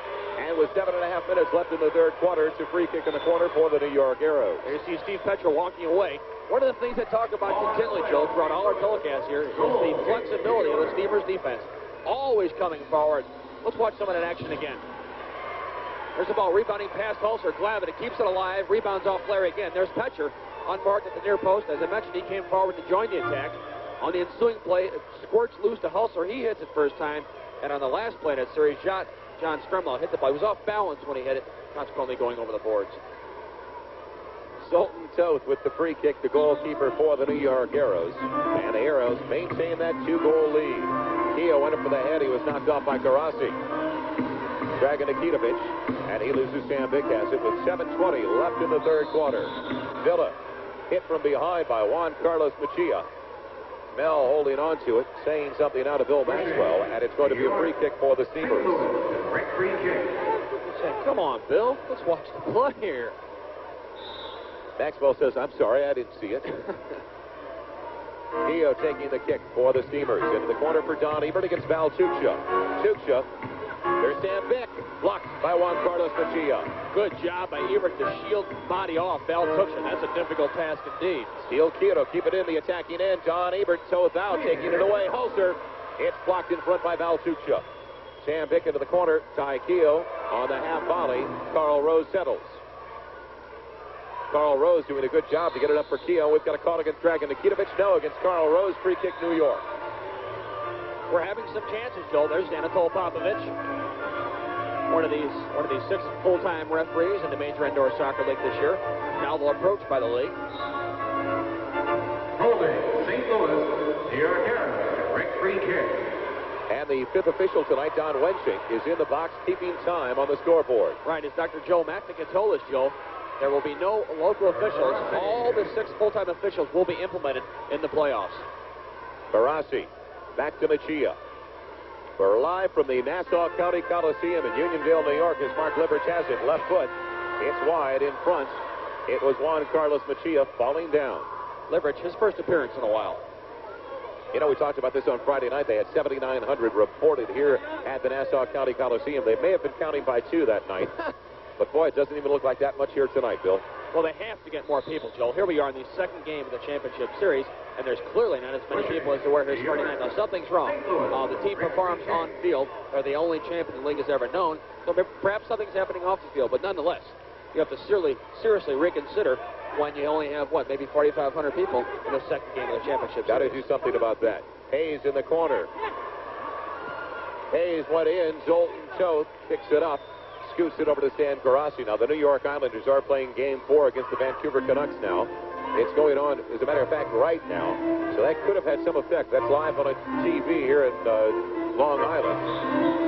And that's a big game for the Stanley Cup champion New York Islanders. So they're going after the Cup tonight, and that could have had something to do with it. Although it didn't have anything to do with it on Friday night, as we look at Don Ebert. All out of playoff, St. Louis. Kicking Nonetheless, the team that has, Or as I Joey. mentioned, yeah, right, the team that is the only champion the league has ever known, it has to get more fan support. I mean, there's only, what, 10 or 12 million here in the city? There was another soccer game in the area today. The New York Cosmos took on the Chicago Sting, the defending champions of the North American Soccer League. And the Sting are really having their problems. They're 1-6 so far. Petcher in front, Glavin just wide. Cacciatore off the backboards. Petcher, he's blocked away by Liverich. Holzer now in front. Schultz has it. Good work by the Steamers as Steve Petcher coming forward, hitting balls off the near post. Juan Carlos Mejia for a wide open Stan Carassi. Slow ball out. The goal is open. Petcher runs into Mejia. Mejia's down. Holzer goes to Glavin. And there's an injury timeout called. Steve Jungle can't believe it. He goes right after Bill Maxwell. Juan Carlos Mejia is still down and out. And that was a violent collision. Let's watch this play again, Joel. Steve Petcher, I think it's a hard collision on a 50-50 ball. Exactly. Both players going for the ball. While Steve did come over the top of the ball, he did foul Mejia.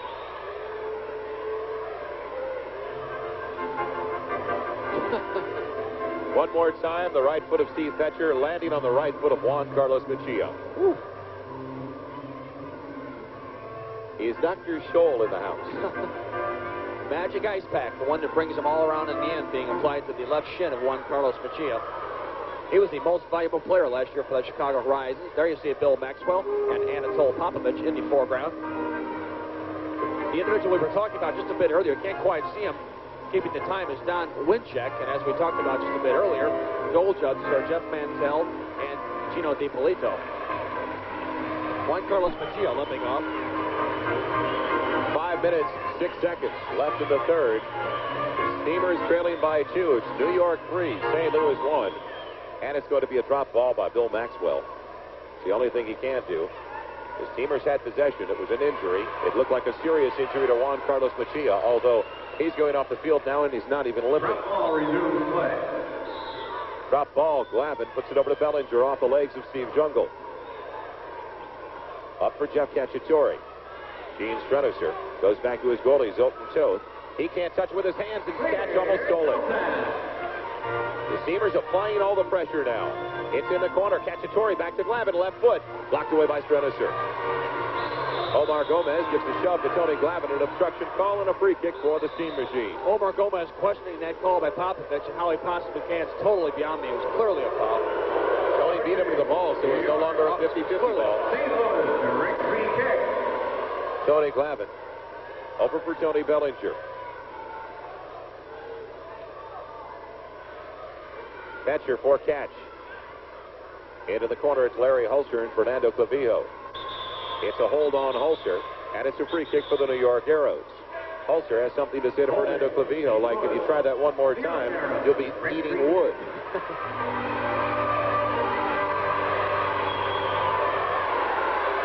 Here he is, the Lord of all indoors, Steve Jungle. He's got an open net on the left side, but Slobo came over and helped out. What a play by Slobo. Bellinger was back, but Jungle still beat him to it. Good defense by Tony Bellinger. He was beat once, Joel. He recovered nicely and got back. Butch Goring scores in the first period, and it's 1-0 in favor of the New York Islanders in Game 4 of the Stanley Cup Finals against the Vancouver Canucks. Former Los Angeles King Butch Goring putting the Islanders in the driver's seat. I don't think they'll see the ice here at the Coliseum anymore this year. Jungle, nice through ball, open net. Jungle falls down. Falls down on this very slippery surface, Joel. We talked about it earlier. They wet the ice here, and then they lay the carpet directly down on the ice. Hazardous at best. Dragon Simic all by himself. Through ball, Gene Streniser by himself. Shot, save, Slobo, rebound in front, Steve Petcher. Good save by Slobo due to the fact that he was unsighted by his last defender, Tony Bellinger. That's Steve Petcher. I've just been told by my director in the truck this is the same carpet they've had here since 1978, the first year of the league's existence. Consequently, it's seen somewhere. Greg Villa, Renato Chilla. I've always wondered, because of the seams and the possible injury chances with all these seams in the carpet, why they don't just buy one long carpet and roll it right out. That would seem to be the ideal situation. Exactly. Well, they do something different in Memphis, Joel. They run the strips horizontally. John Stremlau, a nice pass from Carl Rose. Stremmer has Carl. He can get it back there. But instead it's Omar Gomez, along with Dragon Simic and Steve Jungle for a 3-on-2. scrimmage. Sam Beck over the glass, free kick. New York Arrows in the corner. Sam Beck wasting no time, no messing around, just heading the ball clear. There you see Sam. Especially what happened after the goal by Jungle in Friday night's game, where Sam just tried to chip it back to his goalie, and he caught Slobo off balance. No messing about when Jungle was they were trying to flight the ball to Jungle at the far post. Mike Ratchevac to Renato Chila. Sam Beck once again using his head. Don't forget, we've got a big game coming up Friday night at the Checker Dome. It's Game 3 of the Major Indoor Soccer League Championship Series. And tickets are on sale right now at the Dome box office. Tickets are priced at $4, $5, $6, $7, and $9. Carl Rose. Mike Ratchevac on it. He hit it first time for that dead ball, Joe. Dragon Simic almost losing. It's a tie kill, and it's Mike Ratchevac. 2:17 remaining in the third quarter. Renato Chila knocked down by Don Ebert, and it's going to be a free kick at the top of the penalty arc for the New York Arrows.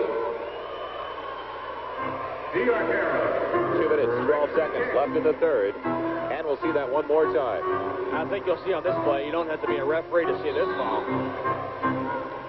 Well, that's clearly a pushing foul by Don Ebert on Renato Chila.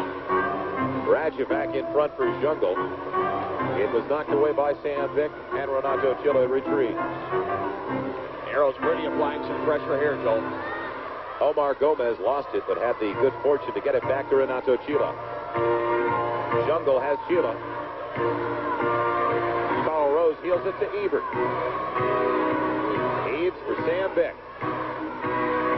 Sam Beck against Franz St. Lot. Sam Beck into the corner off the boards, rolls it through. Ebert wanted Keogh. Bad pass, goes all the way back to Slobo.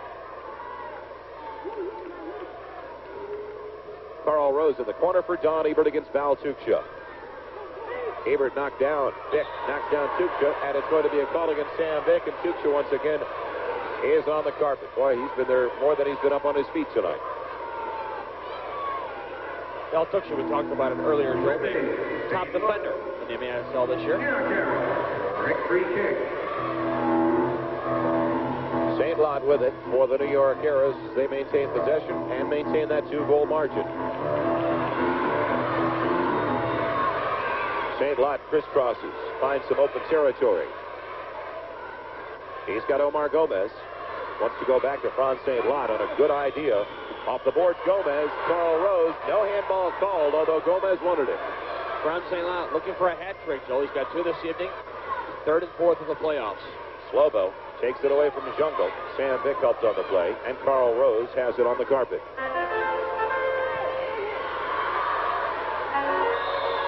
Ratchevac and Sam Vick locked legs.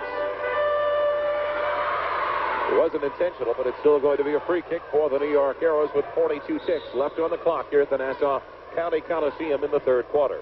That was a nice through ball for Carl Rose. He did it quickly. He did it soon. Sam Vick made the run. New York Arrows. Break free kick.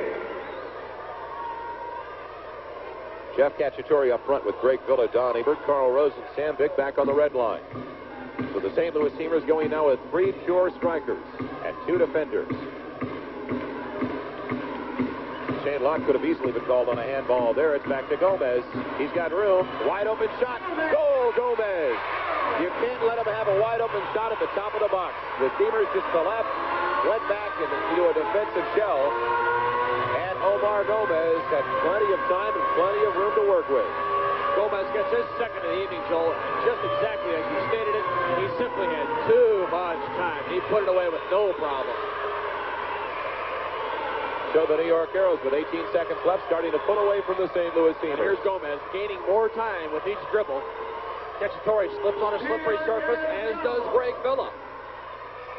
Omar Gomez making no mistake, hitting the ball where the crossbar meets the post. As Cacciatore slipping, now you see Greg Villa coming on your right side of your screen. He also slips. And this goes by, eludes Carl Rose, and I think Slobo was a bit unslided. Well, I know that Lonnie Smith's nickname with the Philadelphia Phillies last year was Skates, but boy, it looks like some of these guys are wearing skates tonight. Glavin in front. Oh, that's been the luck of the St. Louis Steamers all night as Bellinger couldn't catch up with it. Brandon Lane comes back. And that does it. With 3 quarters of play at the Coliseum in Unionville, New York.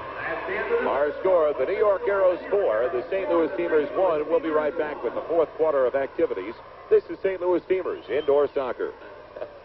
As I said, Eves up front with Villa, and back it's midfielder Ty Keogh, Tony Bellinger, and Steve Fetcher. Al Trost talking things over with Larry Hulser and the rest of the St. Louis Steamers. We talked Friday, Joe, that Al Trost and Dragan Popovich are certainly no strangers. They played together for the St. Louis Stars, a former entry in the NASL in St. Louis. Zoli puts it up for Kitson off his head. It's back to Slobo Ilievsky. Liverich puts pressure on. Fetcher crosses over to Bellinger.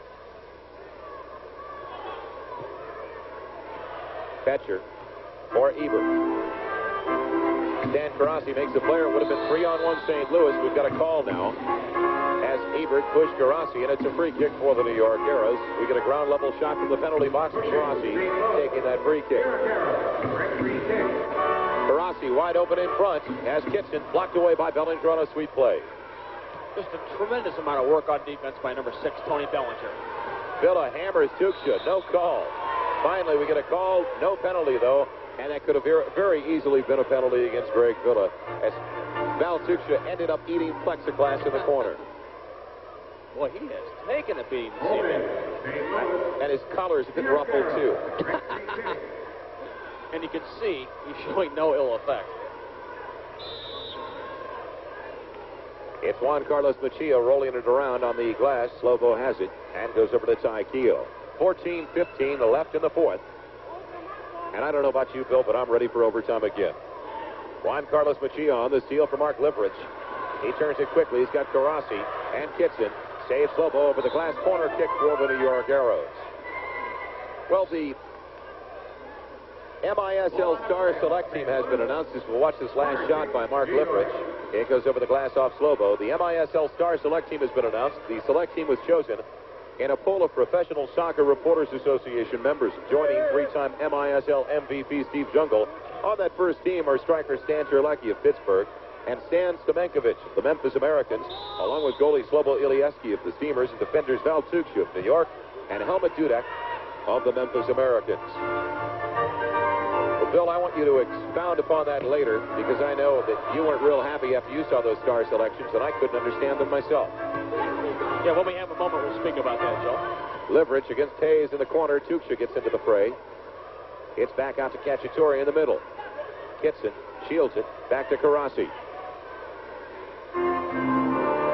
Into the corner for Mark Liverich. Tony Bellinger is there. Liverich has it, but Bellinger very wisely went back to his keeper. Good play by Tony as he misread the ball coming off the boards and then neatly touches back to Slovo. Good play by Bellinger. Good, immediate, quick reaction. I was talking about that MISL Star Select team. The second team has Mike Dollar in goal of the Wichita Wings. Ian Anderson on defense with Kevin Cooley of Wichita. And up front it's Steve David of Phoenix along with Joe Fink of Baltimore. And Tony Glavin of the St. Louis Steamers. Honorable mention going out to Shep Messing, Renato Chilo, Omar Gomez of the New York Arrows. And also John O'Hara and Chris Sobieski, Dave McKenzie and Paul Child of Pittsburgh, along with Carl Rose and Don Ebert of the Steamers. And Kim Rundved, Jorgen Christensen of Wichita, and Keith Purphy of the Cleveland Force. The MISL Star Select team. Slobo in goal on that first team and Tony Glavin of the Steamers up front on the second team. An unsportsmanlike conduct call against Dan Karasi, and he may get one more because he grabbed Bill Maxwell. Maxwell is taking some lift, which he shouldn't be from anybody. Karasi, this is the second or third time he's been in trouble for answering back to the referee on decisions. Don Popovich across the way is hollering now at Bill Maxwell. The Steamers go on the man advantage. 13 minutes and 4 seconds left in the 4th quarter as we look at Don Popovich and Shep Messing. Stan Karasi in the penalty box. Got a close shave before the game. What is he using there? Got a double edge? No, I think he used a lawn boy. Here it is again. Here's what Petcher's saying. How can he continue to talk back to you? Now watch Petcher and Mark Liverich. Look at Liverich. He'd be good in the National Hockey League with that elbow. Steve saying, hold on a second here, big boy. Look at that. He's saying, what's happening here? There's Bill Maxwell talking to Steve Petcher. And I think we're going to have a penalty called against Steve Petcher If they call one on Petcher, they better call one on Mark Liverich, and that's exactly what's going to happen. Bill Maxwell goes over and pulls Mark Liverich out of the Arrows bench, so they're going to have 2 minutes unsportsmanlike conduct penalties. So it's now 4-on-3 for the St. Louis Steamers, and a great chance to get back into the game. Oh, you have some space to work, Joe, when you're 4-on-3. No, I believe, is it 4 each? No, Karasi's already off, so it's got to be 4-on-3. Excuse me. So Mark Liverich and Stan Karasi, along with Steve Petcher, win tonight's award for the Dale Carnegie Award, How to Win Friends and Influence People.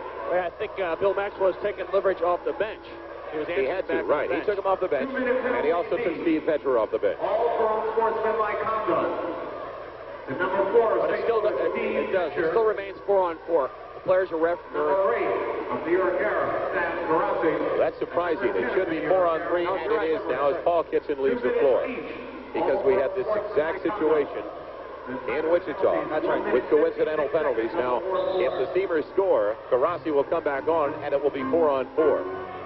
But those coincidentals will run with Petcher and Mark Liverich. Still a long shot, punched away by the fists of Zoltan Cho. Slobo mistimed his jump. Almost lost it, but Keogh has it. It's imperative now that the St. Louis Steamers score. The power play, Joel, we talk about it so often, such an important part of the game. The Steamers can really get right back into the contest, as you mentioned. Keogh against Jungle. Villa left foot. Top of the glass. Jungle collects the rebound and goes over to Juan Carlos Mejia. And finally now, Billy Gazones. Gazones in front of the bench, in front of the penalty box, rather, goes down against Ty Keogh. An obstruction call and a free kick to the New York Arrows with 1 minute and 23 seconds left on all 3 penalties. Holding, St. Louis. Bill Maxwell put his hand up in front of the camera. It was like, don't take a picture of me, please. Popovich again with Chet Messing. Alongside Messing, Renato Chila. Mejia back to Toth. He can't touch it as Ebert puts pressure on. And you can see Don Ebert skid a little bit in that goal mouth area. It's got to be wet down there because so many players have fallen. Right in that particular area, Joel, you're right. Villa with a big right foot has Keogh all alone on the other side. Draws Jungle over. Wants to go to Keogh. Finally does. Tie to Carl. Shot.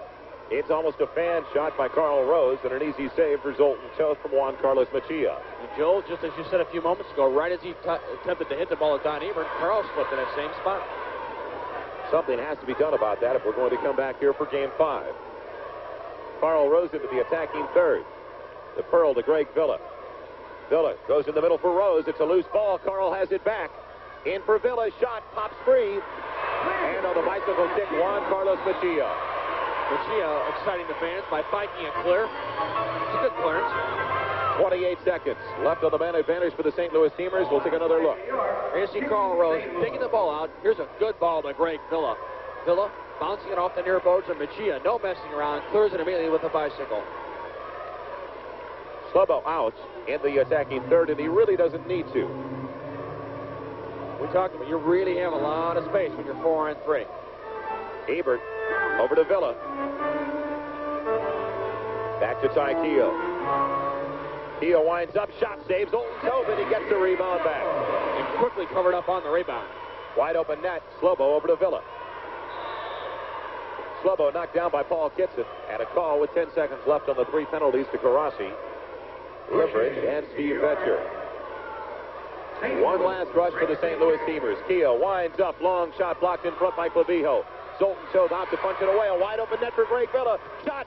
Goal, St. Louis. Off the foot of Carl Rose. Greg Villa with the assist.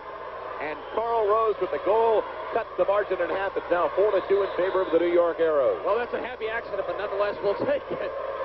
Greg Villa winding up, hitting it very hard. Carl Rose unmarked on the doorstep. Zoltan Toth come out expecting the shot, anticipating the angle on the shot back Greg Villa. Let's watch again. Here's Ty Keogh. He starts the rush, shoots the ball. The ball rebounds off Fernando Clavijo and breaks loose just at the top of the penalty arc. Now Toth does a nice job to get to it. Punches it clear, but only momentarily. Villa brings it down, receives it. Now hits it first time. A thundering blast. The ball just skids off of Carl Rose's left foot. He had no clue that ball was going in, but nonetheless, it's 4-2. And had it not hit Carl Rose, it could have possibly gone wide. Now here you see Greg Villa. He was shooting the ball. The ball hits off Carl Rose. Carl was trying to receive the ball and then shoot it. And heel it in. Now, it would have gone wide, it appeared, from our angle I believe of the so. goal. But the penalties have expired. That goal by Rose, assisted by Greg Villa. The time of the goal, 3:56 of the fourth quarter. Steamers back in. Steal by Tony Bellinger. Bellinger up 3-on-3. Wanted to go over to Glavin. It was blocked away by Simic. And Sheila goes over to Steve Jungle. Carl Rose, Joel, getting his 5th goal of the playoffs, going with 4 assists. Steve Petcher has Glavin if he can find him. Bellinger now for Steve Petcher. It's back to John Stremlau with the New York Heroes logo. He comes up. Stremmer over to Redmond Lane. Lane left foot wide. Glavin in front with Stremlau off the top of the glass. Lane with the head. He couldn't get it. Petcher goes down. Dragon Simic goes over. It's off of Simic, and it's a corner kick for the St. Louis Steamers. It was good work by the Steamers, Joe, to keep that ball up there. We talked about the 2 players disinvolved on that goal, Joe, the second for the Steamers. Greg Villa, he's got 5 goals and 7 assists. He now has 12 points for the Steamers in the playoffs. Carl Rose, a defender, he has 5 goals, 4 assists for 9 points. So some good offensive production from Carl and Tony. At the end of one period of play in the Stanley Cup Finals, it's 1-1 now. Stan Smeals countered for the Vancouver Canucks at 18:09 of that third period, or the first period rather, and it's 1-1 between the Islanders and the Canucks in Game 4 of the Stanley Cup Championships. 10:26 left in the fourth. Stremlau taking that kick on the touchline. Back to Tony Bellinger. It's 4-2 in favor of the New York Arrows. Back to Bellinger. Shot over the glass on a perfect pass from Tony Glavin. And Glavin thought it went off a New York Arrow defender in front. He wanted a free kick for the Steamers, but it's going to be going over to Zoltan Toad. That's really good stuff there, Joe. Bellinger starting the play, laying it off to Glavin, who, as we talked about before, has various different options. He pursued one there. He just laid the ball off to the man who gave the ball. Now, he can either receive the ball and turn and lay it off to another player, or receive the ball, turn, and shoot it himself. But a good play by Glavin and Bellinger, combining nicely. Petcher into the corner. Chilla runs into Lane, but it's a call in favor of the New York Arrows. Chilla over to Gene Streniser as they quickly put it back into play. Now Dragon Simic. Another one of the ideal things about that last play, Joe, when Glavin lays that ball off, Bellinger used him as a wall. Tony remains in the same spot. He uses himself as a decoy, and he screens the keeper. Renato Chilla, first time, hits it. Saves Slobo. Dragon Simic on the skipper, and another save for Slobo Ilyevsky. That was a good ball by Simic, hitting it first time. A hard, bouncing ball to save for Slobo. Streniser back to his keeper. It's up to Omar Gomez into the St. Louis Steamers defensive third. Gomez over Petcher, and they call Petcher for a trip. He didn't touch Gomez. Gomez leaped over him, but it's going to be a free kick anyway for the New York Arrows with 9.5 left in regulation. Omar Gomez and Franz St. Lot for the Arrows have done all the damage. They both have 2 goals this evening. 9:32 remaining, 4-2 in favor of the home side. New York Arrows, the only champion the league has ever known. Gomez back to Simic. Glavin with the steal, but he's knocked away by Simic to Renato Chilla. In the middle, it's Omar Gomez. Left side, Gene Streniser. It's post time. Renato Chilla loses. Petcher has it. Petcher up for Redmond Lane. 3-line violation. Steve didn't anticipate where he was. 3-line violation. And with 9 minutes and 5 seconds left in the fourth quarter, we'll take a break. The Steamers trailing by 2. The Arrows 4, the Steam Machine 2. This is an unbelievable call. It was Tony Glavin going into the boards with Mike Rajovac. Rajovac was the one who went down and tried to trip Tony Glavin, but they called an obstruction call and a shove against Tony, and it's going to be a free kick as the Arrows take it. Bellinger steals. He gets it back from Glavin. It's bounced off Omar Gomez. Steve Jungle comes up. 3-on-2 for New York. Jungle to Juksha. In front. Nobody at home for New York. It's out to Petch. Petcher streaking up the floor, challenging for the St. Louis Steamers. Over to Redmond Lane. Petcher knocked down. No call. Rajovac takes it away from Lane and back to Zoltan Toad. Dragon Simic, 2-on-1 now with Steve Jungle as Petcher tries to get back. Simic, 1-on-1. Jungle open net goal. Well, there's no question who did all the work on that goal. Ran the length of the floor with the ball. Did number 20, Dragon Simic. You or I could have put that goal in, Joe. It's 5-2 in favor of the New York Arrows. Steve Jungle gets his 16th of the playoffs. That's an awesome statistic in itself. And This is Jungle's 7th game in the playoffs. The hard-charging Dragon Simic, his legs turning like pistons, turning up on the left wing, doing all the work. Steve Petcher was caught on field. A desperation sliding tackle at the end. Simic doing a beautiful play. He did all the running, contained the ball, shielded off the last defender, threw the keeper off by going to the near post, and simply laid it off. Here it is again. Goes right at the last defender, then at the keeper, and at the last moment lays the ball for Jungle. That's beautiful stuff from Dragon Simic. So with 8 minutes and 15 seconds left in regulation, it's now 5-2 in favor of the New York Arrows. Great Villa. 0-9 remaining. Pass Cacciatore. First time he fans. Ebert bounces it off. Catch gets it back. Cacciatore against Toth. Loose ball. Toth has it. Good work by Jeff Cacciatore to keep that ball alive. What the Steamers have to do now, Joe, is not get overly excited. 7 minutes left. You can score 3 goals in 7 minutes. No problem. Mike Rajovac on the left side for the Arrows. Crosses to Franz St. Lot. He chests. Villa hooks it up over to Slovo. Can't see enough good about that play that Dragon Simic just did on the assist. He saw that the Steamers were short-handed in the back. They were uneven situation. Arrows attacking 3-on-2. He took advantage of it, Joe, and from the very moment he got the ball, he had nothing on his mind but to go directly at the goal. Well, Steve Petcher tried to create a scoring opportunity for the St. Louis Steamers, but at the same time got caught up into the attacking third, and it cost the Steamers. Ebert knocked down from behind by Val Tuchka. Ebert has some choice words for Val Tuchka, along with Carl Rose. And it's going to be a free kick for the St. Louis Steamers after that summit meeting.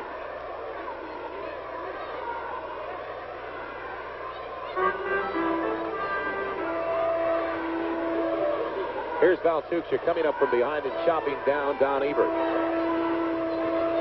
Oh. That's a hard tackle, but it was done before the ball got to Don Ebert. Shot, top of the glass, over the boards. It's a free kick for Zoltan. He has now set a new Major Indoor Soccer League record for most goals. As you can hear, Season 16 Jungle goals. setting that record, has 16 in 7 playoff games this year. And we've still got a little over 7 minutes left in this one. There he is. They call him the Lord of all indoors. And he's a big part of this league. It would be great to see Jungle back with the Arrows next year. You hate to see a guy like that get away from the league. Oh, indeed, Joe. 79, he had 15 goals, 80, 10 goals. Last year, 15 goals in the playoffs. Now he has 16 this year. So he breaks his own record. Jungle keeps it in. And Ty Keogh is there to mark up on Jungle. Carl Rose turns it around for the St. Louis Steamers and finds Greg Villa by himself. Villa shields away from Gomez. Wanted to go over to Sam Bick, headed away by Franz St. Lot.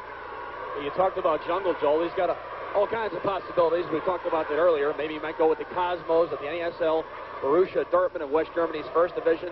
Now I hear he might go to Juventus of Italy's first division, so it's still a question mark. Jungle knocked off by Sam Bick. Rajovac almost knocked over Redmond Lane, no whistle. Rajovac has it back. He's got Gomez all alone in front. Jungle puts it out there. And finally, Keogh touches it over to Sam Bick. What he would really like to do, Joel, is represent his country in the Spain World Cup, but he can't do it. He can't go back and play for his national side because he has not fulfilled his Army duty. Well, with 6 minutes and 9 seconds left in the fourth quarter, Omar Gomez picks up an unnecessary penalty as he pulled down Sam Bick from behind. We'll see it another time. It's a trip on Omar Gomez. Sam Bick going forward, as he always does. Here's Omar Gomez. Oh, clearly taking down Sam Bick again from behind. So, as you can see, Anatol Popovich is in the box talking with Bill Maxwell. It's a 2-minute penalty for tripping on Omar Gomez. And that's Gomez's second penalty of the night. He was in there earlier for boarding Slobo Ilievsky. An important man advantage now for the St. Louis Steamers, and he is also going to be shown a yellow card. Gomez gets the yellow card. One more and he's gone. He gets the yellow card, Joel, for having recorded his second penal offense in the contest. There's Omar Gomez. We'll have to get him down to Sassoon. 2 minutes for tripping and a yellow card warning for a second penal offense. On the power play for the St. Louis Steamers, Ben Dobry, Bretlau, Villa out high, and in low it's Ebert, Carl Rose.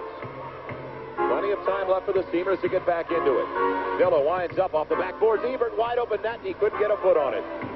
Almost an instantaneous chance, Joe, from the first offensive foray of that particular power play. As you mentioned earlier, Joe, we had some excellent opportunities on our last power play situation. Villa from Rose. Rose, the target man, laying it off nicely to Villa. Villa switching to flow now. See how you knock the ball around and all of a sudden send one certain sudden pass. There it is there to Villa. Villa in front. Ebert chips it over the glass. Once again had a good shot at the net. And it's a free kick for Zoltan Toth and the New York Arrows. We'll see it another time. Ebert in front. We got a lot of players involved. We're best when we get many people involved. Villa received the ball. It was a nice switch of play by Dobry. Hit it to Villa. There's John Stremau again. Switching to flow. Villa coming forward. Hitting the ball first time to the unmarked Ebert. And Don just leaning back a bit too far. Hits it over the crossbar. Dobry with a rush. Jeff Dobry wanted to go to Carl Rose and could have very easily taken the shot himself. Jeff would have done better to shoot that ball himself.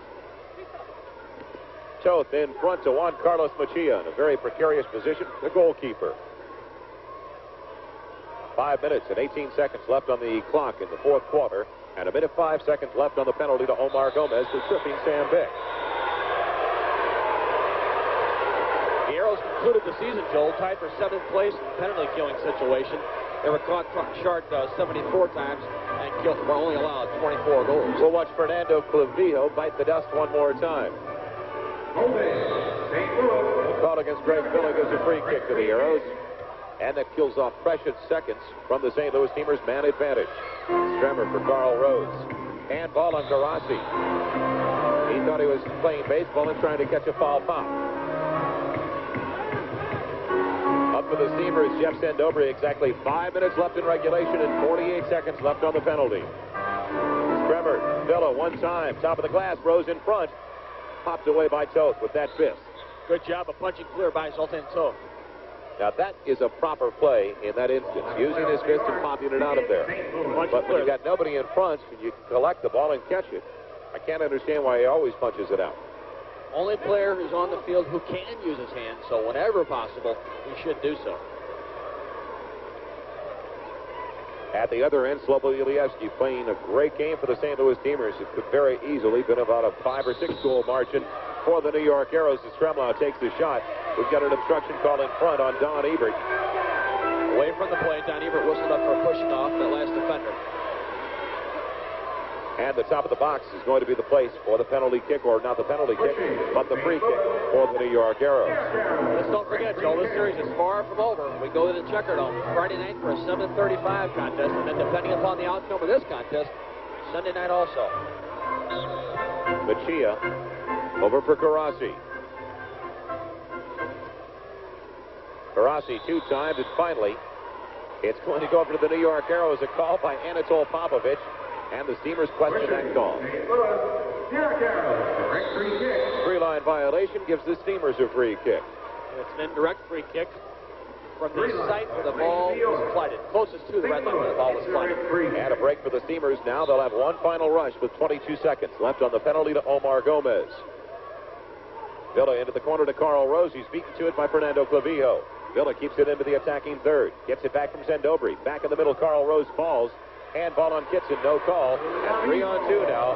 Clavijo, Garassi, and Kitson on the left side. Ball Kitson. Gomez is back on. He runs on with a towel. That's great. Paul Kitson has it, loses. Villa comes up. Villa knocked off by Clavijo. Clavijo, good job of getting back on defense. Mejia to Kitson. Steve Jungle into the attacking zone. Long shot saved. They're playing another one, bites the dust. Plenty of time left. 3.5 minutes in the fourth. Redmond Lane with Tony Glavin and Larry Hulser. The pocket rocket has it. Moves to the right foot. Trips a bit. Wants to go to Larry Hulser. And he's knocked away by Dragon Simmett. Glavin did all he possibly could to keep that ball. In front, Bick Cole, make that C pitcher. The Arrows became careless in their own end. Exactly. Glavin and Lane kept the pressure on. They went from Renato Gillo over to Juan Carlos Mejia. And the Steamers make it 5-3 as the New York Arrows relaxed a bit. Exactly, Joe. They overdid it in the back of their build-up and trying to clear the ball. And here you see it happening. And here's Dragon Simic looking for Gila. He leaves it go for Mejia, and Petcher reacting to that situation immediately. That's certainly not the first time that Steve's come forward this evening. He does so there very effectively. Here's Simic. He attempts to clear the ball.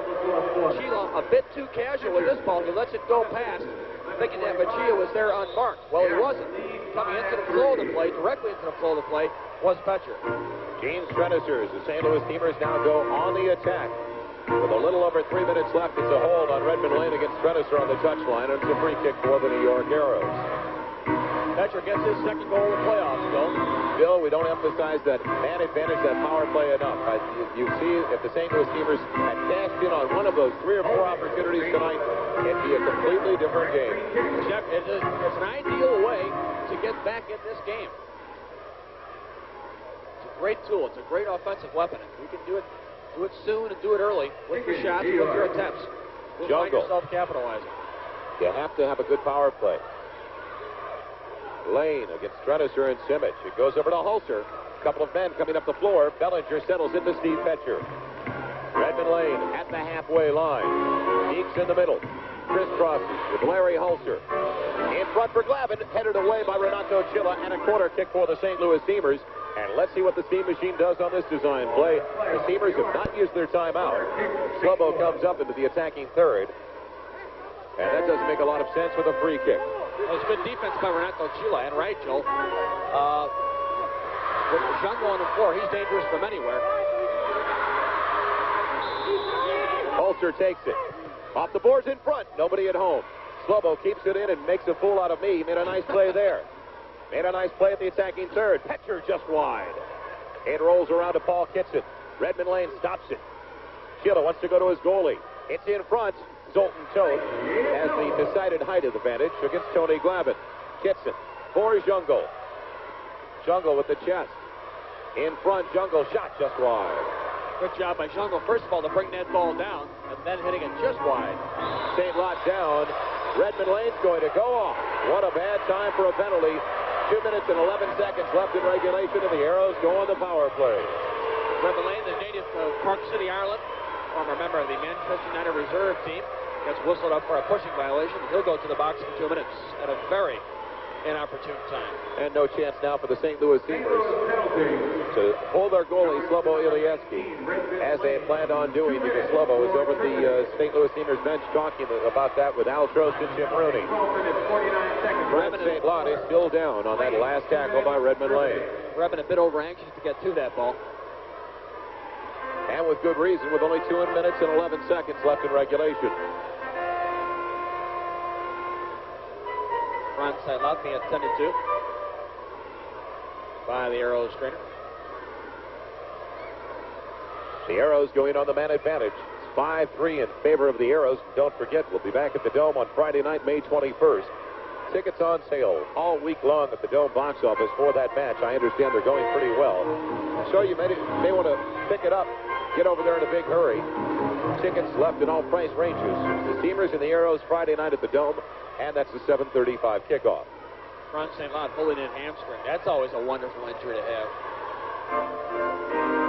Renato Chilla on the back line with Dan Carrassi, Paul Kitson on the left side, Jungle in the middle, and Omar Gomez on the right touchline. On the Arrows, man advantage. Glavin up front with Cacciatore, and back it's Petcher and Bellinger. As you can see, a concerned Coach Al Trost. In front, Jungle. Kitson. That's at the red line to Chilla, and now Carrassi. Jungle. Cacciatore is Petcher. Knocked it away from Jungle. Carrassi. Oh, what a shorthanded goal would do for the St. Louis Steamers. And Tony Bellinger. Oh, Bill Maxwell went to his back pocket, tried to pull out a card, couldn't get it, and now there's no penalty. That was a weird scene to see. There you see the scoreboard with 1:42 remaining. The home side Arrows on top by a score of 5-3. Omar Gomez into the attacking third with Renato Chilla. Stan Carrassi pops it. Paul Kitson. Glavin has it. Tony works his way around Carrassi. Kitson knocks him down. No penalty assessed. It's a free kick for the St. Louis Steamers. A minute 28 left in regulation. A minute 17 left in the penalty to Redmond Lane for tripping. Lobo to Steve Petcher. Saw Tony Glavin, Joe. We said we were going to elaborate on that all-star selection team, and what an incredibly ludicrous oversight that Tony Glavin is not on the first team. My sentiments completely, Bill. It's up for Kitson. He had an open net as Lobo was out. Gomez now. Left side, Karasi. 1 minute remaining. 1 minute left in regulation. Last minute of play in the fourth quarter. Last minute. Karasi for Jungle. As if he didn't have enough goals. Kitson. Lobo on the short side picks up that long one by Kitson. Over for Bellinger. They got Glavin up there. Finally finds Tony Glavin. Jeff Cacciatore comes up with Tony Bellinger. Glavin to Bellinger. It goes through to Cacciatore. In front, Stone covers. Stone's doing a nice job of carving up on that particular play. Steve Petcher blocks it away as Omar Gomez made a bad pass. Jungle now. Over on the touchline. Just wants to kill time off the clock with 20 seconds left. And the New York Arrows picking up their first victory in this MISL Best of 5 Championship Series. Kitson against Glavin. And that should do it. Redmond Lane's back on, has it as time expires. There's the victorious coach, Don Popovich, shaking hands with Justin Dobry, the assistant coach, Jim Moody. The Arrows have equalized in a series. It's 1 each now. We go to the Checkerdome on Friday night for a 7:35 contest. The series is now tied at 1 game apiece. The next 2 games will be played. Gone forever with Tilex from Clorox.